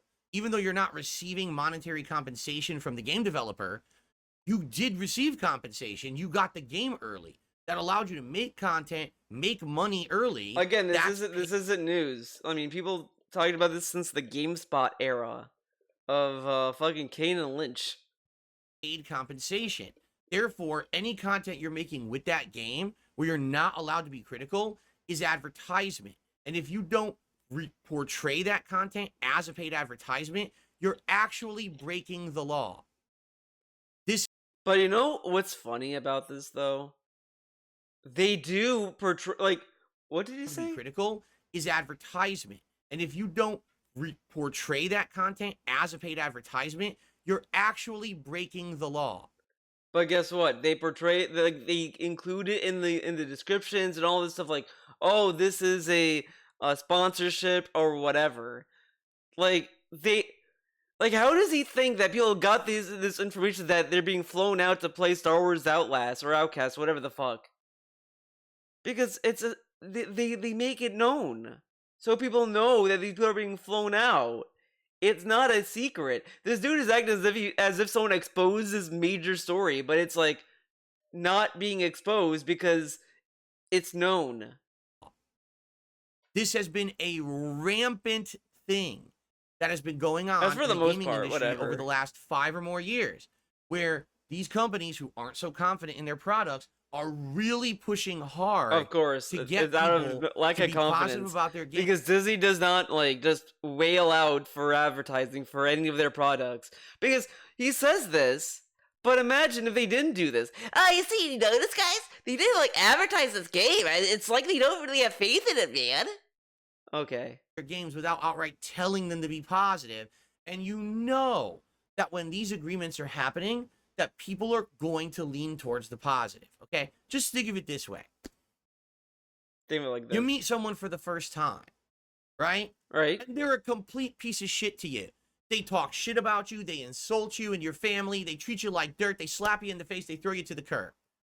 So what's your opinion going to be about that person or anything they're associated with moving forward? Fuck them. They're a piece of shit. I hate them. Right? Right. On the flip side of that, you meet a person and they're so nice. They shake your hand. They respect you. They even... Guess what?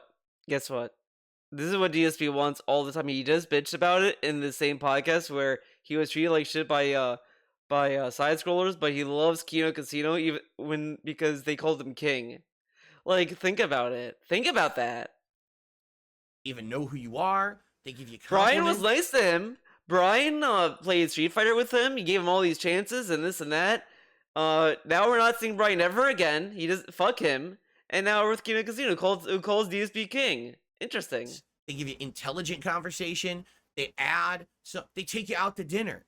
Now you're having a gourmet dinner with them, a lobster dinner, a steak dinner, right? They buy you booze, right? You're all boozed up. So now, when you have association with that person in the future, are you more likely to be positive or negative?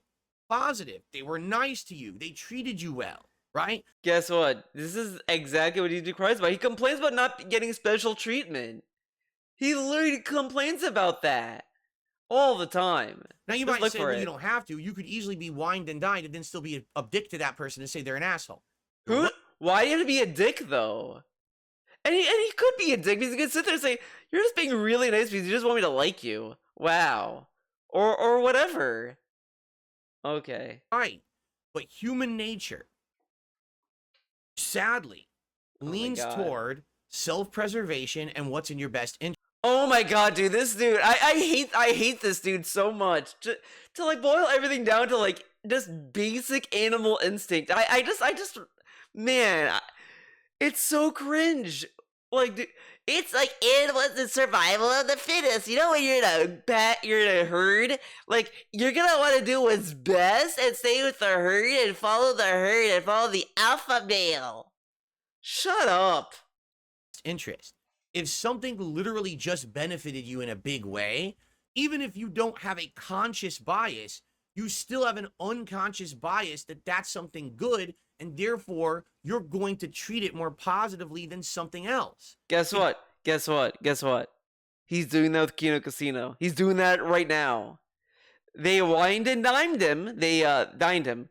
They gassed him up, said he's the king. He has the best takes. He's amazing. And he had nothing but positive things to say about Kino Casino. He didn't even, like, dude, he complains at Lolcout Live talking about drama and other people talking about drama being drama bitches and all this other shit. He went to a podcast and watched all this drama and said that they were amazing. And throughout the whole fucking stream, they were saying how he was the king and he had the best takes ever. This dude is a parody of himself, man. It doesn't matter if a content creator outright has a contract that says they have to be kissing a game's butt or not. They likely are going to be more positive about a game they get early, they get exclusive access to, they make money on, than a game that they don't. It's just... What about the guy that... I don't remember, did he ever name the person that was critical of Star Wars Outlast or Outcast, whatever the fuck? I wonder, because, like, I don't think he named him. I want to say he didn't name them. But he criticized and he got the game early. What about him? Just fucking common sense. It's not even disputable in any way, shape, or form. You cannot be unbiased when someone is literally gifting you shit. Okay? Guess what? DSP has that tendency all the time. people like that's why he was so nice to OIC, even though OIC went on Agent Proper's interview. He's so kind to Derek, even though Derek gives him no monetary value, but he gives him a sense of community since he chats. He's kind of Kino Casino, even though that these people deal with drama, which DSP is against. They're positive people and they're cool. They're amazing. That being said, the story I'm about to cover today goes further than what I just said. All right, it's not, oh, the content creators got a game early. They did. But wait till you hear this story, okay? Ubisoft buttered up YouTubers and influencers with full paid trips to Disneyland and boat tours to promote the upcoming Star Wars Outlaws game. Oh, it's Outlaws. Full paid trips to California, USA. Whoa. Plus boat tours. FYI, just alone, that's thousands of dollars. Okay? Thousands of dollars. Wow. All right? A daily tour in... Again, maybe you could argue that, well, maybe this is why we're just blowing up video game budgets and games are, like, imploding on themselves. They just dump more money in the marketing than the actual game itself. Like, what about that? Disneyland, the guided tour is $500 to $1,000 per person. That's just a ticket. That's not airfare. That's not hotel. That's not food. Why these game developers are not happy with their wages. They probably paid we gotta pay them to go to Disneyland, guys. You don't understand. For the advertisement budget for this game to do this, to schmooze these people.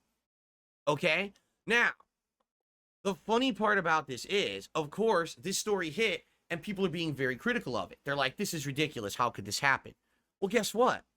Some of the people who actually were in it chimed up. Here's one. Her name is Miranda Lorians.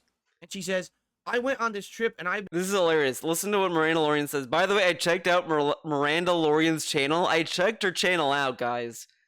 She has 0 reviews on her channel. As far as I looked, it's all Let's Plays. It's just her playing video games.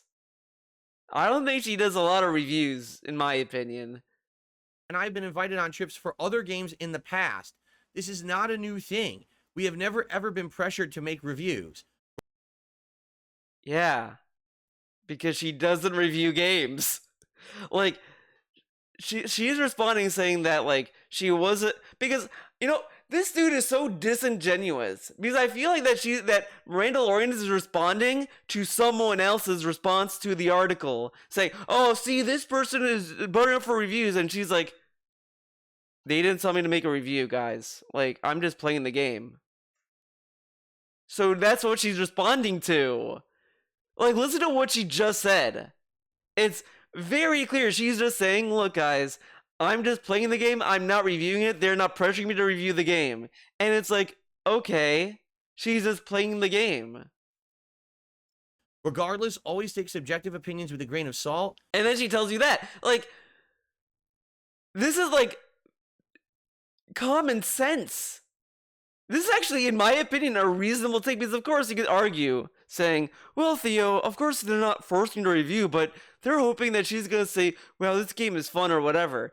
But again, you can say that about any Ubisoft game. Like, there are people who enjoyed Far Cry 5. There's people who enjoyed Watch Dogs 2. There's people who enjoyed Assassin's Creed. Like, people can enjoy anything. Whatever. Like, it's not the same as being a reviewer and being pressured to do this. Like, it's not the same... It's not the same issue, in my opinion. When you're reviewing a game, it should be unbiased and it should be honest. But if these people are just playing the game, like, yeah, okay, probably just watch the gameplay and just go from that. You don't have to listen to what she says about the game or whatever. Again, as she said, just be subjective. It's, you know, form your own opinions before making purchases. Form your own opinions before making purchases. Like, that's a reasonable statement. And get this. Guess what? If DSP was in that position, he'd say the same thing. He would say the same thing. Like, if he kept that chair sponsorship, he would literally say, well, I'm just telling you my opinion. I think the chair is great. You don't have to buy it. I'm just saying I like the chair. The chair is really fun and interactive. You don't have to, like, use it or whatever. And then people's like, well, Phil, you sound like you're shilling the chair, man. It's like, look, guys, I'm not like shilling. I'm just saying, like, it's a comfy chair. You don't have to buy it. Just from your own opinion, man. He'd say the same shit if he was on the receiving end of this. But why be fair? Why be fair to Mirandalorian? I mean, first off, that her name is literally a play on The Mandalorian, which is a Star Wars property. Secondly, again, go to her channel. She plays GTA. She plays all these other video games. She's just a Let's Player. So, her just playing Star Wars, it's like, oh, okay, she's just playing this game. And if she has the positive opinions, okay, she just really likes the game. Who cares?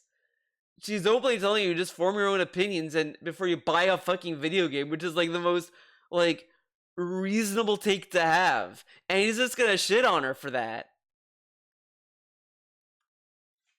Okay. So what I will do is I will know, because you just publicly admitted that you not only done it this time, but other times too, that literally every single one of your reviews is a paid advertisement. 0 reviews. 0 reviews, by the way. She does not review video games as far as I can see. Again, unless she does the DSP thing and have like multiple channels and she has Mirandalorian reviews it or whatever the fuck. But you know what? We'll go on a little field trip. Let's see if I can do it. Let's fucking go. The Mirandalorian. The Mirandalorian React. She has a React channel, guys. She has. See, gaming already. She's, oh god, these thumbnails are something else. Oh, she played fucking Hogwarts. Okay, yeah, she's success, man. Blech. But like, look at this. Just gameplay. Let's see. I'm gonna type in reviews. Unboxing, Starfield, first impression and review. Oh, she does do reviews. Oh, fuck. Oh, shit, Okay, she does do some reviews, but you know what? Let's see this. Let's see the review of this. But it's a first impression and review, so, like, pull up for precise seeking. Okay. So defeated. The beautiful part about that experience was I look back on that now and I see how ludicrous it is and how what the fuck? 3 people maximum. I mean, I don't even know if I had a formal webcam yet. Oh, yes, oh my god. Oh, this is the controller and headset. I thought this was the game. But she's talking about the headset. Okay, that is slightly different. Because I don't give a fuck about like accessory or like, you know, the Steam Deck unboxing. Like, these are just unboxing videos. She does do impressions though, but that's not really the same as a review. You're not really going to an impression. I mean, whatever. I don't really think she has like, there's not even that many reviews. I typed in reviews and it's like I found like 2. So this doesn't really. I would not consider her a reviewer in my opinion. I'm assuming the other links are just like to her Patreon or whatever the fuck. Does she like list her channels? Yeah, she just has a React channel. So yeah, I don't think, in my opinion, that I would consider her a reviewer. She just plays video games. She does like peripherals. I guess you could say that. So I don't really agree with the assessment that she's a reviewer. I think that's a little generous. But again, as she said, she openly just said, like, just from your own opinions before you buy a game, which is like a fine statement, like, which everyone should have. And I won't ever watch your content. Mirandalorians. Oops. You probably shouldn't have publicly admitted that on the internet, because now we all. But you know what? This dude is sitting there like, I can't believe you admitted this. But what if she wanted to be honest? This dude shames all these people for being dishonest, fake. Oh, they're not going to disclose this on you guys. They're not going to say that or do this. the Mandalorian like came out and was transparent, right? Saying that this was the first time, by the way, and guys, it's for your own opinions. But now we gotta like not give her another chance. Fuck her, stupid. So she should have kept the LARP going, right? She should have just not said anything, because you wouldn't shame her for being silent, right? Like, okay, dude. We all know that you're a paid shill, even if you don't have a contract to be a paid shill. If you accepted this level of bribery, you are now people are like dogging on DSP for getting like a free PC, but look, these are different things. She's getting free toys by a company that is willing to afford that, versus he's getting toys from people who may or may not afford it, and they're just civilians. That's different, and that's more positive, because he can still shit on it because he did not buy it. Okay, and it was someone else's money, but the company, like Baldur Man, did not go up to Phil and say, Phil, play our game. Here you go, and we're gonna wine and dine you. That didn't happen. Someone else bought the game for him and then gave him $100 every stream. That's different. Wake up. Chill. And no one can trust you or your content ever again. Do you understand that? Here's another one. From I Am Rob TV. This just simply isn't true. I went on this trip. Developers and publishers flying creators out to preview a game is a common practice. It's not buttering up. Well, I mean, sure, you could say it's kind of like ludicrous to say it's not buttering up, or that's not the outcome that they could be searching for. But again, this is all speculative too, on top of that. But when you're writing an article, I think shouldn't it be impartial, correct? So shouldn't the article have said Disney flew out these content creators to play Star Wars Outlaws, and just say that instead of just painting it negatively and saying it's buttering up? Because what if it's not? What if that's not the point? You know what I mean? And the dude is saying it's common practice. I mean, yeah, it happened before. This isn't the first time. We were all very honest with our feedback, and there was zero pressure from anyone involved with this event to give Star Wars Outlaws a positive review. I want you to think about this. Think about it.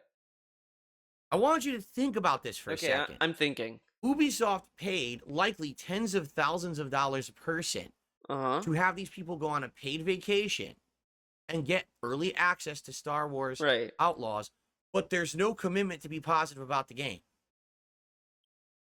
What the fuck do you think they paid for your trip for? You incredible moron. What if, Phil, get this.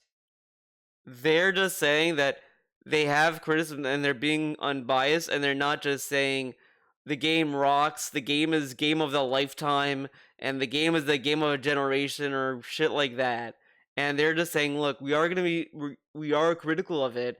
Because the other thing is, like, I'm not a huge fan of Ubisoft games. I think a lot of their games are just kind of boring slop.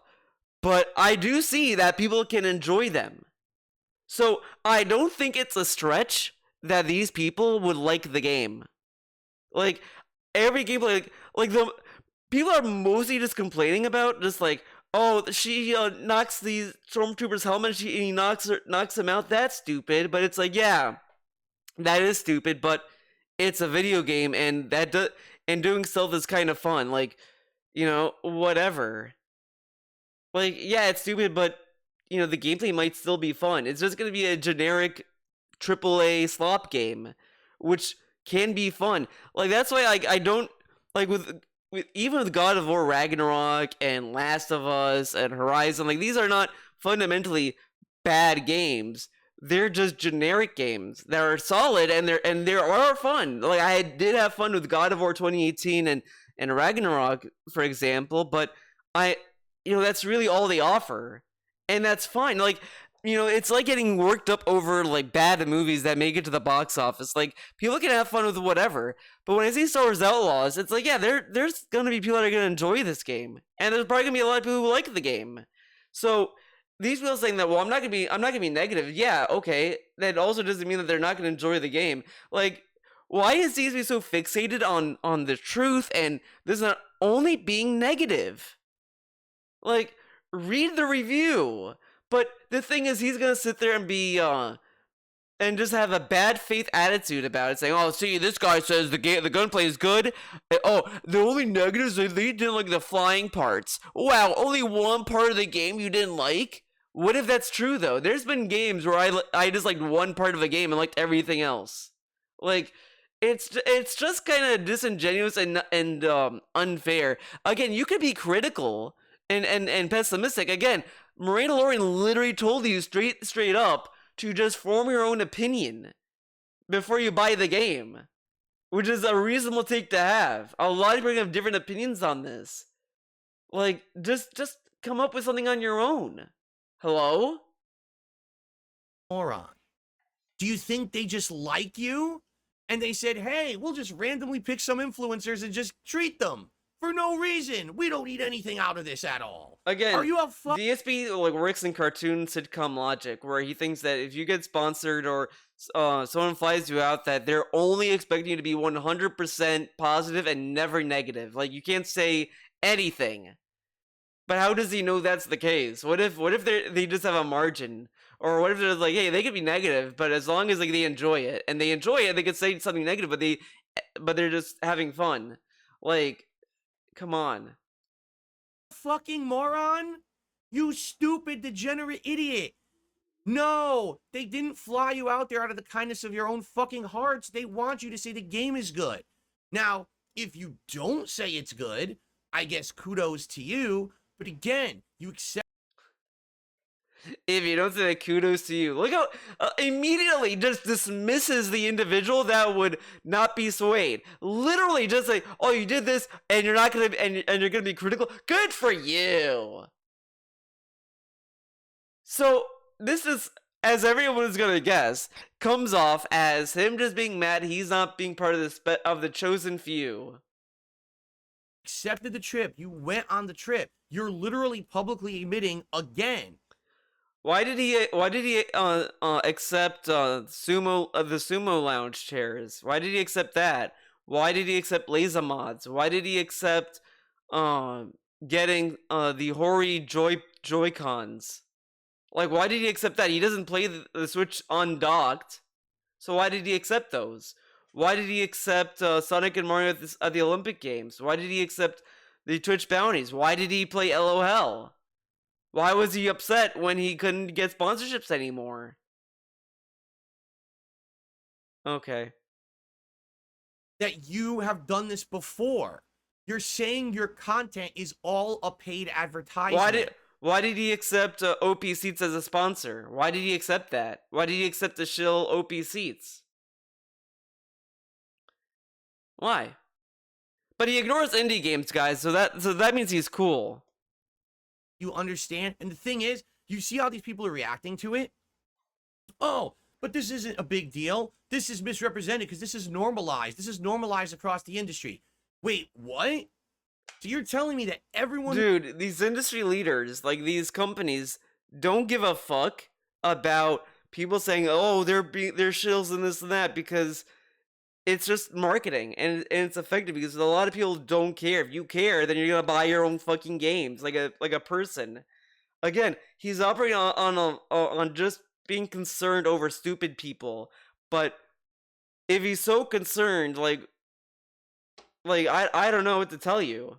Everyone who's getting these games early is being treated like this. That everyone is getting insane amounts of free paid trips. And look at the track record though. This has been normalized.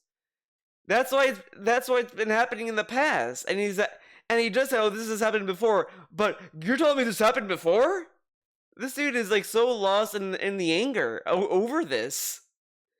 Like, this dude is so worked up, and it's like, dude, this isn't like a huge deal. Yeah, okay, sure. You could argue that there's more fake reviews that may get people to buy the game and waste their money, but people waste their money anyway. Like, shit just happens, dude. He wasted money on a lemon. He bought a $3,000 PC. That's a lemon. Hello? Merch, shit like this, and then they're reviewing the products after the fact? How the fuck can we trust any of these people ever?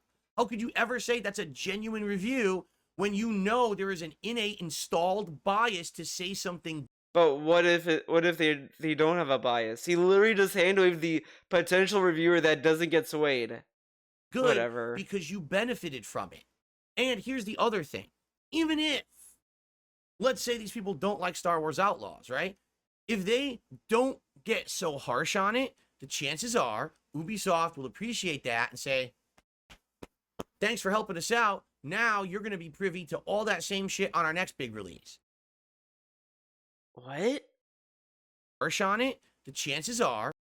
And here's the other thing. Even if, let's say these people don't like Star Wars Outlaws, right? If they don't get so harsh on it. So, I love the lose-lose he puts these people in, so they can't truly win in any hypothetical situation. But what if they just enjoy the... Again, it's not a stretch to say that people are going to like Star Wars Outlaws. I don't think that it's going to get like a 1 out of 10 by anyone. I think the lowest I could see... Who the fuck's calling? What? I don't know who this person is. It looks stupid. They can like fucking shut up. It's Disney. They're telling me I've been chosen to play Star Wars Outlaws 2. Yeah, they're making a sequel, did you know? Anyways. Oh my god, this fucking phone call like threw me off. What was I saying? Jesus Christ. I think I was saying like they're in a losing situation. Oh yeah, like it's not a stretch. I think the lowest score that this game is gonna get, the absolute lowest, is maybe 5, but I can see it at 6. The absolute lowest. The highest, 9. I can't see... 10s would probably be Clown World. Like that would be Clown World reviews. But I could see 9s. 10s I could possibly see, but you know, it's I think that's gonna be the range. Because again, I don't think that this game is gonna be unfun or terrible or garbage. I don't think it's gonna like just be boring. I just think it's just gonna be average. It's gonna be fine for what it is, and people are gonna have fun. So I don't think it's gonna be hard to believe that the Mirandalorian and Rob TV or whatever the fuck are gonna enjoy the game. But if they're not harsh on it, you know, then they'll be able to like get more out of it. How does he know that? Like, he was able to get multiple sponsorships. He was able to get OP seats, then to get into spawn seats. It's just whatever. The chances are Ubisoft will appreciate that and say, thanks for helping us out. Now you're going to be privy to all that same shit on our next big release. We'll fly out again. We'll do that. So you're going to have installed bias that you want to say good things, or at least omit bad things from your reviews, because you want the freebies. The moment you accept the freebies, you are a fucking fake. So Mirandalorians and Rob TV and whoever the else fucking accept. But if they're not, like, again, when I went to the Mirandalorian's channel, it didn't seem that she is, like, known for her reviews. I don't think people watch her content for her reviews. I think they just watch her content for the stuff that she plays or whatever. You could say whatever about her other stuff. Whatever. I mean, again, I just glossed over her channel. Like, super shallow research. But you could just think whatever you want, you know? Accepted these paid trips, you're fucking sellout fake shills. Deal with it. Deal with it. All right? You should not, in my opinion, be trusting these people. Why would you ever watch their content? You know that they're literally living a lavish lifestyle, getting free shit from every game publisher. So that what if I don't care about that? Like, this is the other aspect that he just ignores completely. People could be a shill and they could sell out, whatever, but you can still enjoy their content. What if they still make good content? Like, again, Mega 64 has done a lot of commercials. They've done a lot of ads. And I still like their content. I still like the videos they put out. I still like the skits. I still like some of the merch and all that stuff, but that's just my opinion. I'm not going to sit there and say that they're flawless or that everything they put out is amazing. I just like a majority of their work. I like that it's experimental and it's not the same kind of skit over and over and all this other stuff. And I get what I liked out of their channel, but that doesn't mean I'm going to sit there and say, oh well, they're honest. I mean, they may not be honest sometimes. I mean, it's just different opinions. Like, they got a package from EA to play the latest Star Wars game, the other Fallen Order game, whatever. And Rocco didn't have anything positive to say about that game. He said it was average or whatever, and that was it. But these people are not known for reviews, so it's like, I don't care. There's stuff that Rocco says that I ended up liking as well. So it's like, I do kind of trust their opinions on some stuff as well. But again, this is stuff that you just form on your own. Like, make your own opinions. You know what you like and you know what you don't like. Come on. This isn't like elementary school. So that they will say positive things about games. Fuck those people. Fuck those people. You don't need them. You don't need their again, this dude is so negative and toxic to other people that just are minding their business. Like, Mandalorian, is just making content for fans and just minding her own business. And this dude is saying, you don't need her. Stop watching her. And all this other stuff. I thought you don't care what we watch. Huh? Opinions that actually are advertisements. In fact, no exaggeration, every single piece of content that these two people make about Star Wars Outlaws literally should have a disclaimer under it saying, this is a paid advertisement because I received an insanely expensive, all expenses paid, free trip to Disneyland so that I could fucking play the game. It should say that right on the fucking video every time they make a video about the game. Okay. But if everyone already knows it, that they did that, do they need to say it? Whatever, who cares? Years ago, I was on a Now guys, this is it. This is the one that sealed the deal to make this video. This part, man, get ready. My wife. The one that we ever did, we went to Seattle. Yeah, Connecticut was a work thing. Left, they went to Seattle. They went to Connecticut for work. 2 later that week on a Friday. It was a work trip. I was going to actually buy the game and play it. I wasn't going to get a free copy early. He wasn't offered, by the way. Buy the game and play it. Okay? He didn't get an offer to get it for free, by the way. And I want to say it was on Game Pass, but I'm not 100% sure, and I don't give a fuck to check. But I'm pretty sure he got on Game Pass, so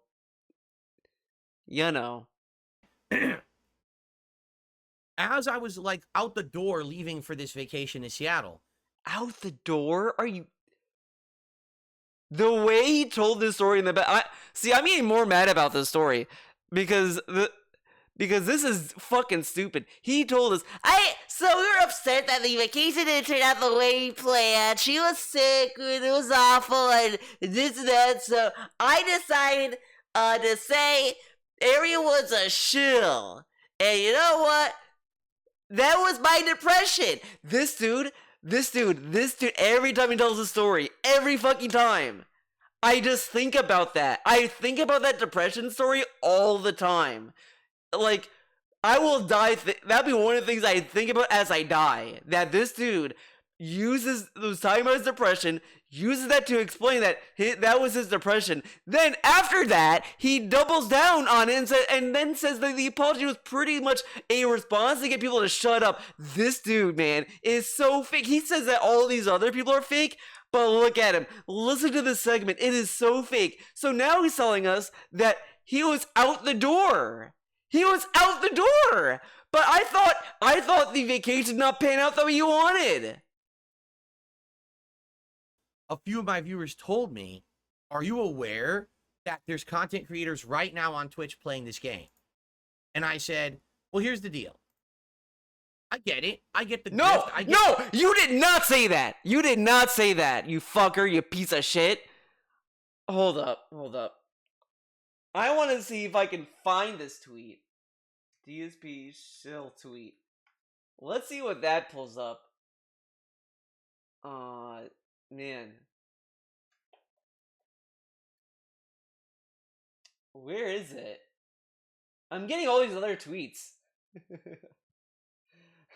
What the fuck? No. Okay, I got it. The DSP State of Decay tweet. Yeah, Stephen Colbert in it. Where is it? Huh?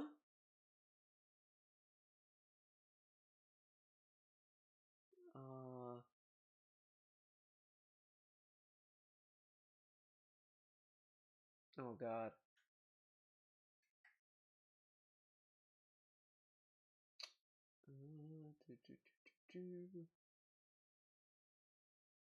Is this the tweet? Come on.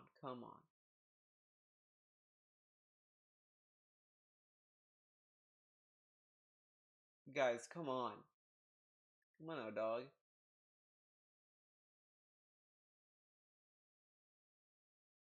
What? No.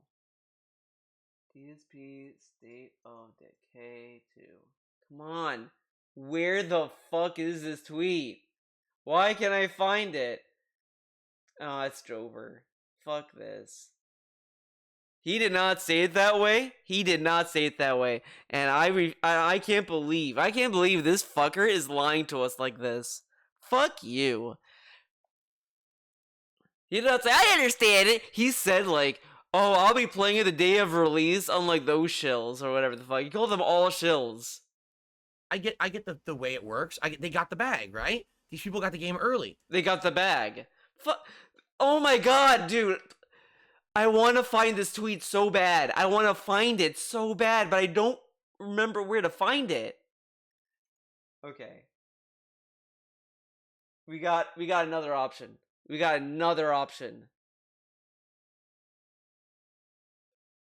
DSP State of Decay 2.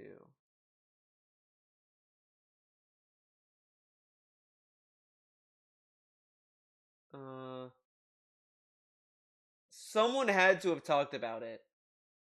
I got it. Oh my god, this is fucking thumbnail. I'll go to my channel. I'll go to my videos. Where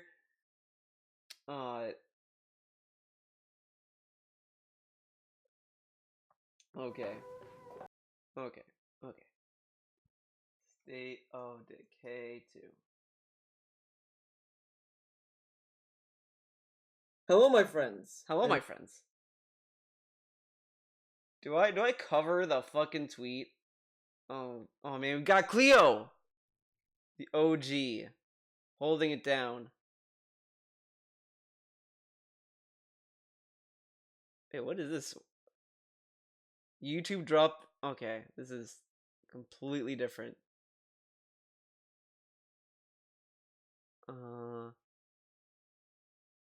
Okay, this is a different, like, video.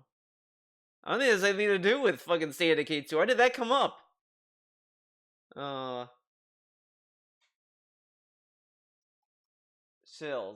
Did I title it Shills? Rants about Shills. Boomer Dark fell for another marketing scheme and rants and raves about Shills and... What? I don't know. I don't know if it's that. Oh man, By the way, this was the thumbnail. I was trying to find that image of of this baby man. It's a funny image. Great image. Man.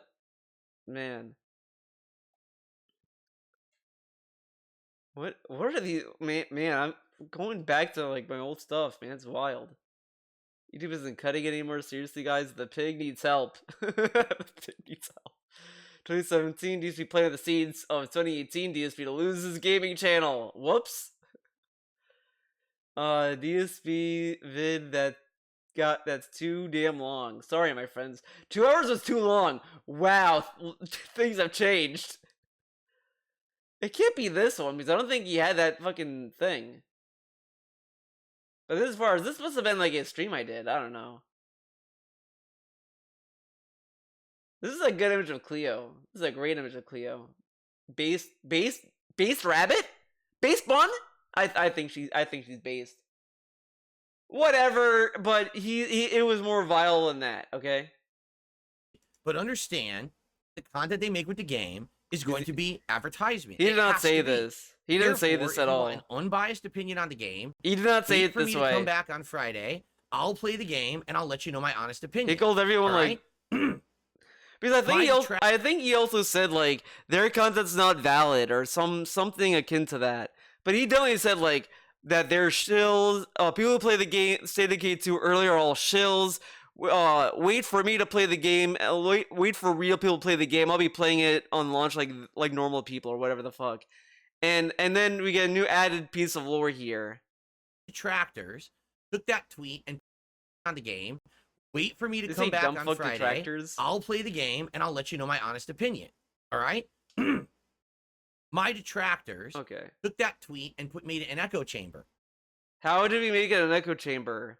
Everyone that responded to it are people I don't even notice as detractors. These are just random people. Again, and this is such a fucking lie. This dude literally, I was depressed. I'm so sorry. He apologized. All his apologies are all fucking fake. This is why I don't believe any of his apologies, by the way. He just kind of butchered his maybe that's what it is. Oh my god, guys. Hold up. We may find this video yet. We may find the tweet. Maybe.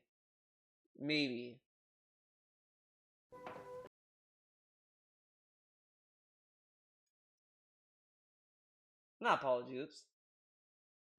Let's see. Apologize. Let's see.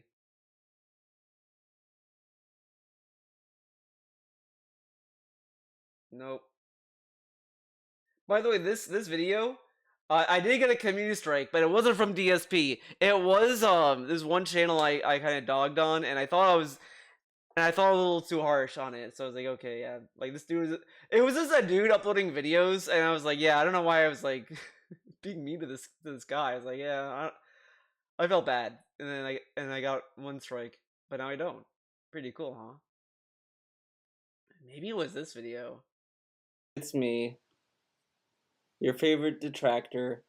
We are going to watch, well, I'm going to watch because I blocked it for you guys, a DSP pre-stream that he uploaded. Oh, I used to do this a lot. Yesterday.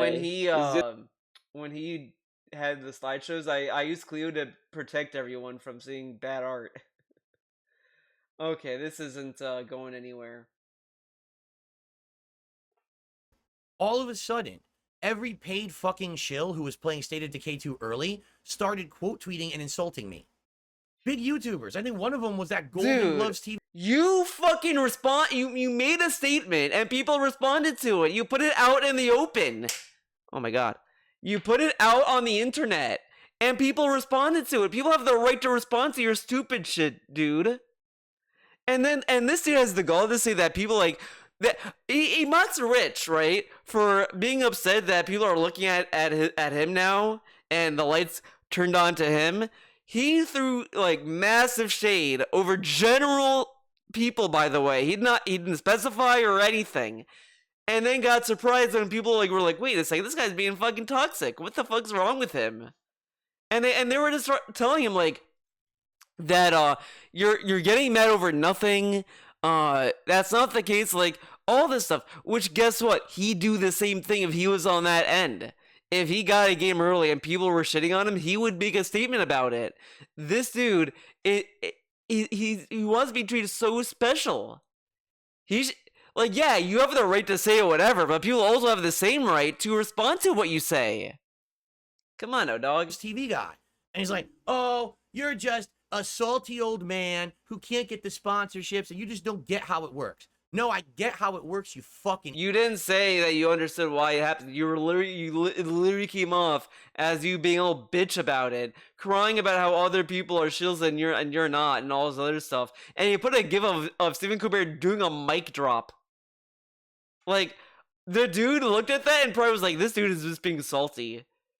And then said, like, to pretty much you're an old man. You're, like, what, 40 years old? At the time, maybe... No, I think he was still in his 40s back then. Whatever, fuck him. He's old. He's in his 30s, and he's acting like a fucking bitch about early copies. Grow up. Fucking ingrate piece of shit. I get how it works. You're a shill. You're a fake. You're only rich because you took the bag. Again, he's insinuating these people are making fake content. But, dude, how do you know that their content's fake? Have you watched it? No, you haven't watched it. But you're not going to have a fair opinion of them because you're assuming that everything they say is fake anyway, so it doesn't matter. Just like how, correct, their opinion doesn't matter because you think that their opinions are fake. So it's an endless circle of who cares? But this dude made a tweet that was not insightful. That was just antagonistic. And then people are like, we're basically telling him that this dude is like, needs to calm down. And that's been a constant thing for him. DSP has been so worked up, and this dude will tell you, I'm so calm now, guys. I'm so chill. I'm so relaxed. And look, he's getting mad at an old tweet now. He called a dude years ago an ingrate for telling him that he's getting worked up over nothing. That he's going through sour grapes, which he has been going through. You make fake content. You shill constantly. Again, this dude banned a dude for calling his bouncy chair a chair made in China and it's bad. Or whatever the fuck. He banned a dude for saying that, by the way.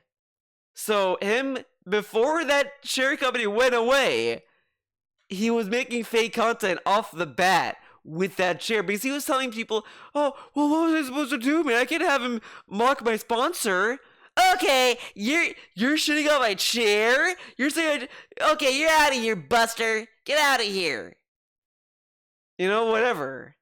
And he mocked people, and he defended this chair. The chair then went out of business, I guess, what he did. He said, yeah, you know what, guys? Yeah, the chair's a piece of shit, guys. The chair sucks, man. But, like, you know, I couldn't, like, have a dude in my chat shit on the chair. Is that not fake content, sir? Okay. That's why you're rich. I get it. And then he insinuates that dude is rich. How does he know this dude is rich anyway?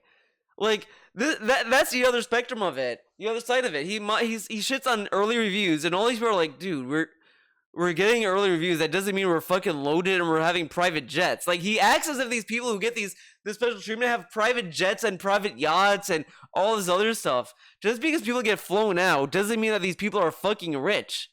Again, this dude is like insinuating all this stuff, but he doesn't know their life story. How does he know this? Hello? I don't want to be like you. I never want to be like you. I'm my own dude. That's why I'm just ignore the times when I complained that the trolls ruined sponsorships for me. And the times I did do sponsorships. Just ignore that, guys. Sumo Launch didn't exist, guys. I didn't do a sumo chair sponsorship. I didn't have a sponsorship with Laser Mods. I didn't have a sponsorship with, I didn't get early copies of Mario and Sonic or Extinction or, Hori. That didn't happen. Come on, guys. Like, you know, I kind of was expecting maybe the Hori sponsorship of the Joy-Cons, hoping he would get a fight stick from them. I you know what? I think that's what happened. Because I was thinking, as I said earlier in this video, but even before this, I was thinking, why did he do this weird review for the Hori Joy-Cons? But now it just hit me. Hori makes fight sticks. And guess what? DSP would love getting free fight sticks from them. So this is probably his way to get his foot in the door of getting a fight stick from them. I think that's what he was aiming for. He was hoping that would happen, and it never did. It never did. Here 16 years fucking later. That's why I'll be here for 16 more fucking years. Because people respect someone who actually tells it like it is. Not, oh, everything I do is an overproduced fucking paid for sponsorship video. Well, you know, if that's the case, then they'll live just as long as you then. Think about that. Fuck. Now, at the time, I bit my tongue. Because I was going And then he bit his tongue. This piece of shit, this fucker is sitting here saying, I bit my lip. I kept quiet. No. You fucking apologize because it was your depression, right? Mr. I have depression. For a dude that has depression, it seems to affect him only when money is low. And only when it benefits him. Because it definitely benefited him when he was dedicated a whole Hate Live podcast, by the way, about depression, to use that as a way to show his depression. Guys, you see that? Like, you know what? I'm gonna be petty about it. Hate Live depression. Let's see what I get. Oh my god, there's a period there, and we're getting weird shit. Oh god. Why depressed people are very logical. Well, I don't know. DSP has depression, and I don't think he's very logical at all. Oh my god, this is not...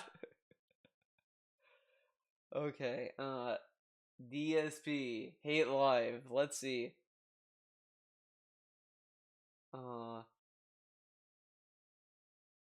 Me out of a positive moment of my life. Yeah, here we go. Far less inflammatory than everyone playing a pre-release copy of State of Decay 2 is a fucking, you know, a shill. Oh, he even recited the tweet for me. Thank you, Phil. That's what he said. That's what he said. And, you know, I'm the only person who basically isn't doing it, so watch my stream on Friday. Okay? Okay. And I know that. I know that putting that out on Twitter is going to cause trouble. He knew it was going to cause trouble, guys. I know that. Logically, in this head, I know. That's stupid. It's WWE Champions time. You know? It's but stupid. I did it anyway. And it wasn't a mistake. It wasn't a mistake that I put that on fucking Twitter. No, sir, it wasn't. That was my depression pulling me out of a positive moment. That was my depression. Ladies and gentlemen, as you can see, this dude clickbaited and fucking chilled depression. I did a video about this, and I was fucking heated about this because this dude, at this time, all people were like dying and committing suicide, and it was like a hot topic to talk about mental health. And DSP, this little piece of shit, was like, I gotta get in on that. I gotta get in on that on the clickbait. I gotta get into the algorithm. So let's talk about depression, guys. And then he talks about this, and all these examples, this little segment here is the dumbest segment, because everyone who suffers depression and does fucked up shit, like, they get all, it's like fucking bad what happens. People hurt themselves physically, people try to commit suicide, it's a lot of fucked up shit, and this dude is like, well guys, I made a bad tweet, so that was my depression. Like, fuck you! Fuck you! You're gonna like connect depression to that?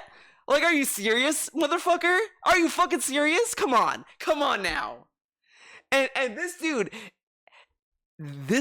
since this, went back and said, oh, I said this because people were all bitches about it, and this and that. So it is so, it really devalues this entire segment and my belief in him having depression. It's to the point Santa Claus is more real. Santa actually exists. Well, whatever. You know, I'm not gonna get too religious here, but Santa really does exist compared to his depression. This dude is such a piece of shit. Like, listen to this. Of my life. At that very moment, all right, when that happened, okay, I was on time off. I wasn't streaming. And I was actually spending time with Kat. And we were actually doing fun stuff. But what happened was things weren't going as planned. Like, we had plans of things that we wanted to do during those 3 days that I had off from streaming. And sadly, they didn't all work out. And it's personal reasons. I'm not going to explain what it was. But there was basically some negative stuff going on. But when that happened, though, you're out the door. You said in the future that you were just out the door when you got the news. Now it's, well, I was upset. So, okay. Like, here's something we've been planning for like a month.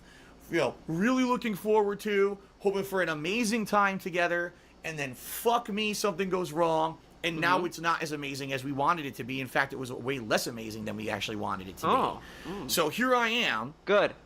Waking up. That makes me one happy. Morning, while we're happy to hear on that. Our time off, feeling miserable because we're not having as good of a time as we really should have. And I'm having these terrible feelings again of maybe I don't deserve it. Maybe I don't deserve the time off.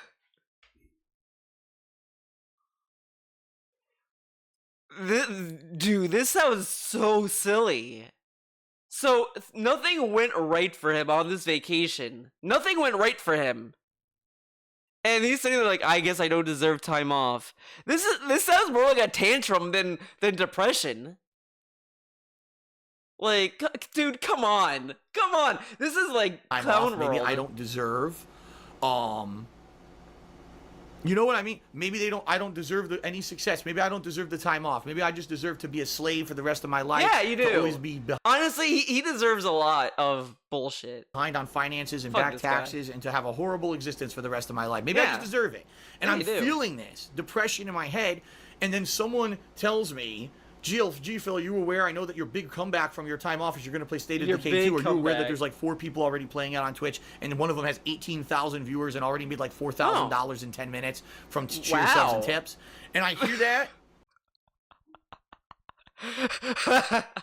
He made $4,000 in cheer subs and tips. I hear that, and it makes me angry.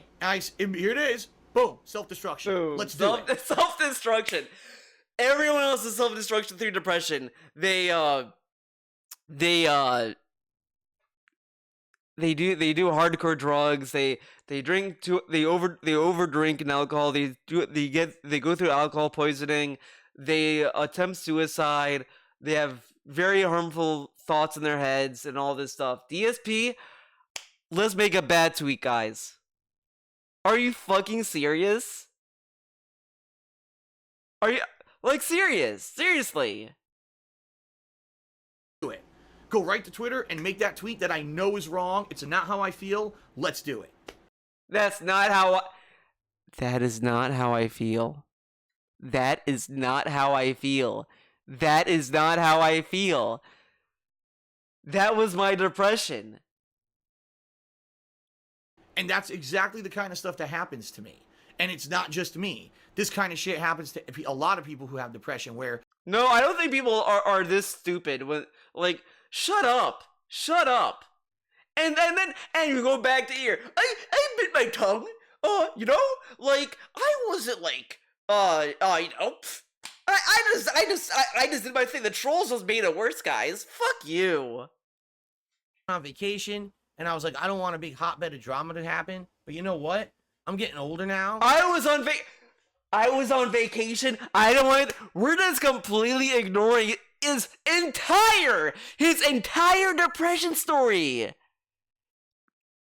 This whole video is like aged so bad, and it makes him look so much worse. This dude, like, really put the effort to make this video way worse than what it was. I mean, it was already a bad video because, again, he's like fucking monetizing depression, literally monetizing it, and now he's not even, he forgot this. And I guarantee you, if someone brings this up, he's gonna say, well, you know, that did happen too. Like, shut up. You're literally saying, I was on vacation, I'm growing, like, fuck off. I don't give a fuck anymore. I don't give a fuck. When these idiots fucking do shit like this, I don't give a fuck. I'm gonna fucking roast your ass. I'm gonna put your balls on a paid for sponsorship video. I wanna listen to this again. What the fuck? I wanna listen to this again. Now, at the time, I bit my tongue. Because I was going on vacation, and I was like, I don't want a big hotbed of drama to happen. But you know what? I'm getting older now. I don't give a fuck anymore. When these idiots fucking do shit He apologized. Very, very strong quotation marks. He apologized for that tweet. He did. In a dumb bullshit way. Then said it was his depression. And then he walked it back for no reason other than to make the depression story seem really stupid. Shit like this, you're done. I'm gonna fucking roast your ass. I'm gonna put your balls over the fucking coals, alright? Anyone who takes paid trips from a game company, you're a paid shill. You're a fake. And now he's standing up. Fuck off. No one should be watching your bullshit because you're just a fucking greedy money grubber. I don't give a fuck who you are. I don't care how big or small you are. You're a big or small. Dude, this dude, man. People are just trying to get by in the world. And this dude is saying like, so these other YouTubers can get sponsors, not me, man, because my trolls. I can't sell shirts because of my trolls. But you know what? These people who get these sponsorships, they don't have to sit there and beg their audience for fucking money. and they're just using the fucking industry to get by. And then to also shit on smaller channels. I thought you don't punch down. Why are you punching down on smaller channels, stupid? You know, maybe this was his depression too. His depression. Like, get out of here. Shut up. You're a fucking scumbag. All right? Tough shit. You know? Go ahead. He bit his tongue, but he apologized for it, then said it was his depression. He bit his tongue. But you made a tweet about it, though. You made a tweet about it, dumbass. How did you bite your tongue? You talked about it, then you walked it back, then you said it was your depression, then you said no, it wasn't. I actually meant that. Fuck off, liar. Oh, you know what's gonna happen again? I don't give a fuck anymore. I don't give a fuck about any of this. Honestly, it should happen again. I hope it does. I hope it does. Like, I really hope. This is the other thing about the Kino Casino thing, the fact that he's, getting involved with them. I hope. I'm praying to Cleo that he does something so stupid, he participates in something so controversial, he gets called out by everyone. I don't give a fuck what it is, and he has to sit there and make a decision to either to apologize or double down. I want to see where he's gonna land and him to eat it. I want more controversy like that, because if he's honestly gonna stand up for his beliefs, that he's gonna do that, but he isn't, because you wanna know why? This is performative. He's just saying shit. He's just saying this because it's a good soundbite. Yeah, fuck the shills. Yeah, they're stupid. Don't listen to them. Yeah, of course you're gonna say that now, but when push comes to shove, are you gonna say that to their face? If all the shills came up to Phil and said, "Phil, do you call us shills, you piece of shit?" Is he gonna say, "Yeah, you suck and you're a piece of shit"? No, he's gonna say, "Well, that was my depression, guys, and I just drank a big bottle of whiskey. Okay, so please leave me alone. I have a wife and a cat." And then they're gonna leave because they're gonna realize this guy's a piece of shit, and then they're gonna be made fun of for not finishing the job. I don't know. Like, come on. This shit. I'm never going to get a sponsorship. I'm never going to get a partnership. I don't want one. All right? I like me being me. You understand? I just want to do my own content for my own viewers. Do you understand? Do you understand? I've had enough. I've had enough of this industry. He had enough. It's been normalized to be dishonest. Literally. Well, I don't understand why this is a big deal, because this is the industry standard. Yeah, the industry standard is to be a dishonest Then don't person. listen to them. That's Dude, grow up. You understand? You cannot be honest if you have innate installed bias. Dude, there are bias people who love Marvel movies. Am I gonna go out there and start beefing with every Marvel channel that loves Marvel slop? Like, come on. Like, dude, come on. Get out of here. Shut up. Someone just lavishly rewarded you. You can't do a fair review. Period. So any content you make is an advertisement. Either you admit that or shut the fuck up and just continue to make your shill shit. All right? But the rest of us are onto it now. All right? Well, that's why this is exploding on the internet, this story. This is why people are excited to say, wait a minute, call them out. And then the content creators are like, wait, what? Why are we being called out? Dude, this has happened so many times. They're just contributing to the conversation. Like, you can take it or leave it. It's just them explaining their point of view of it. And guess what? If DSP was in that, he'd say the same shit. He would also stand up for himself.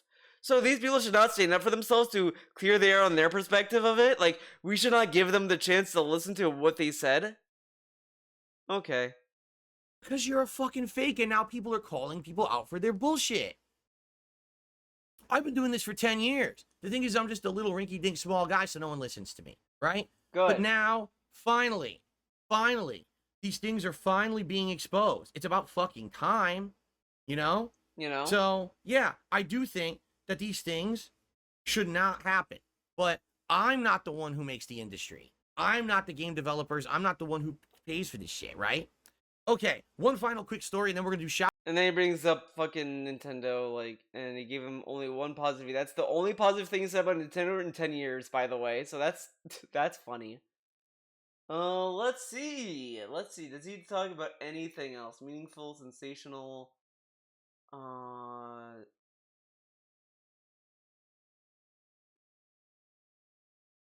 songs they call out. I think we. Yeah. Okay.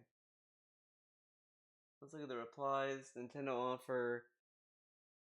Let's see. Positive vibes and Twitter support.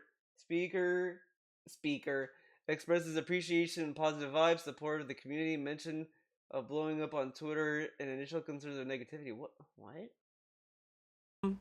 I received a $3 tip. Hold on. Oh, he's not camera shy. He's just quiet in here. I really haven't heard a single person be like, I didn't like it. And that's a good thing, right? Here's the difference, right? Side Scrollers was a disaster, and everyone's like, dude, that appearance is going to hurt you. It's going to hurt the community. It's going to hurt everybody. I just went on Kino Casino. Everyone's like, dude, this was like the best thing ever. It was great. It was positive. Everyone's having a good time. That's the vibe I wanted last year, and those guys fucked me. Now I get to have the positive vibe that I was seeking for my community, and I really appreciate that. Page 5 says, I'm legit happy for you. You're blowing up on Twitter. The amount of support that's coming out, it backs what you've been saying for ages. You have a lot of fans. I'm blowing up on Twitter. What am I blowing up on Twitter for? Oh, boy. See, whenever you... Okay, I want to see what this anime discussion is. Thing? Jasper loves the new PC. He keeps going up to it and rubbing his face on it. And I saw a smudge on the front of the PC. I said, oh, no, I thought I cleaned it yesterday. It was a full cat paw print, just like this. And I said, I'm just going to leave that on there. Oh, my God. I'm not going to clean it. I'm going to leave the paw print. Oh, dude, that cringe. All right, talk about anime. Really? Fox Mulder says he bought the entire Sailor Moon DVD set off of Amazon. How long was Sailor Moon? Was it one of those shows that had like an insane amount of seasons, or was it like reasonable? I feel like the early animes that were Americanized, because Sailor Moon was one, Ronin Warriors was one, yeah, the mainstream Samurai stuff. Pizza Cats was one. Like the early animes that came to America, they didn't usually do long ones, right? They did shorter ones. So that way there was only like a few seasons, and they would go to syndication on TV and everything. Whatever. Fine. It is what it is. Absolutely. Yes. That was the discussion. Okay. Tech issues, gaming platform preferences, desire for genuine conversations. Steam games, don't care about this. Okay, so the rest of it, this is just bullshit. So that's all I wanted to watch. This was a reasonable video. Old Theo would say this is a long video. Sorry, my friends, but you know, this is better than the other video I did. I guess, you know, the 4-hour ones are somewhat like normalized to be too long. Thanks for watching. Always a banger. That past Theo sets this up perfectly for me. But thank you for watching. This was a good one. We figured out DSP is a piece of shit, as always, and I hope to see you guys next time. As always... Time to skedaddle on out of here! Bye-bye. Hey, bye.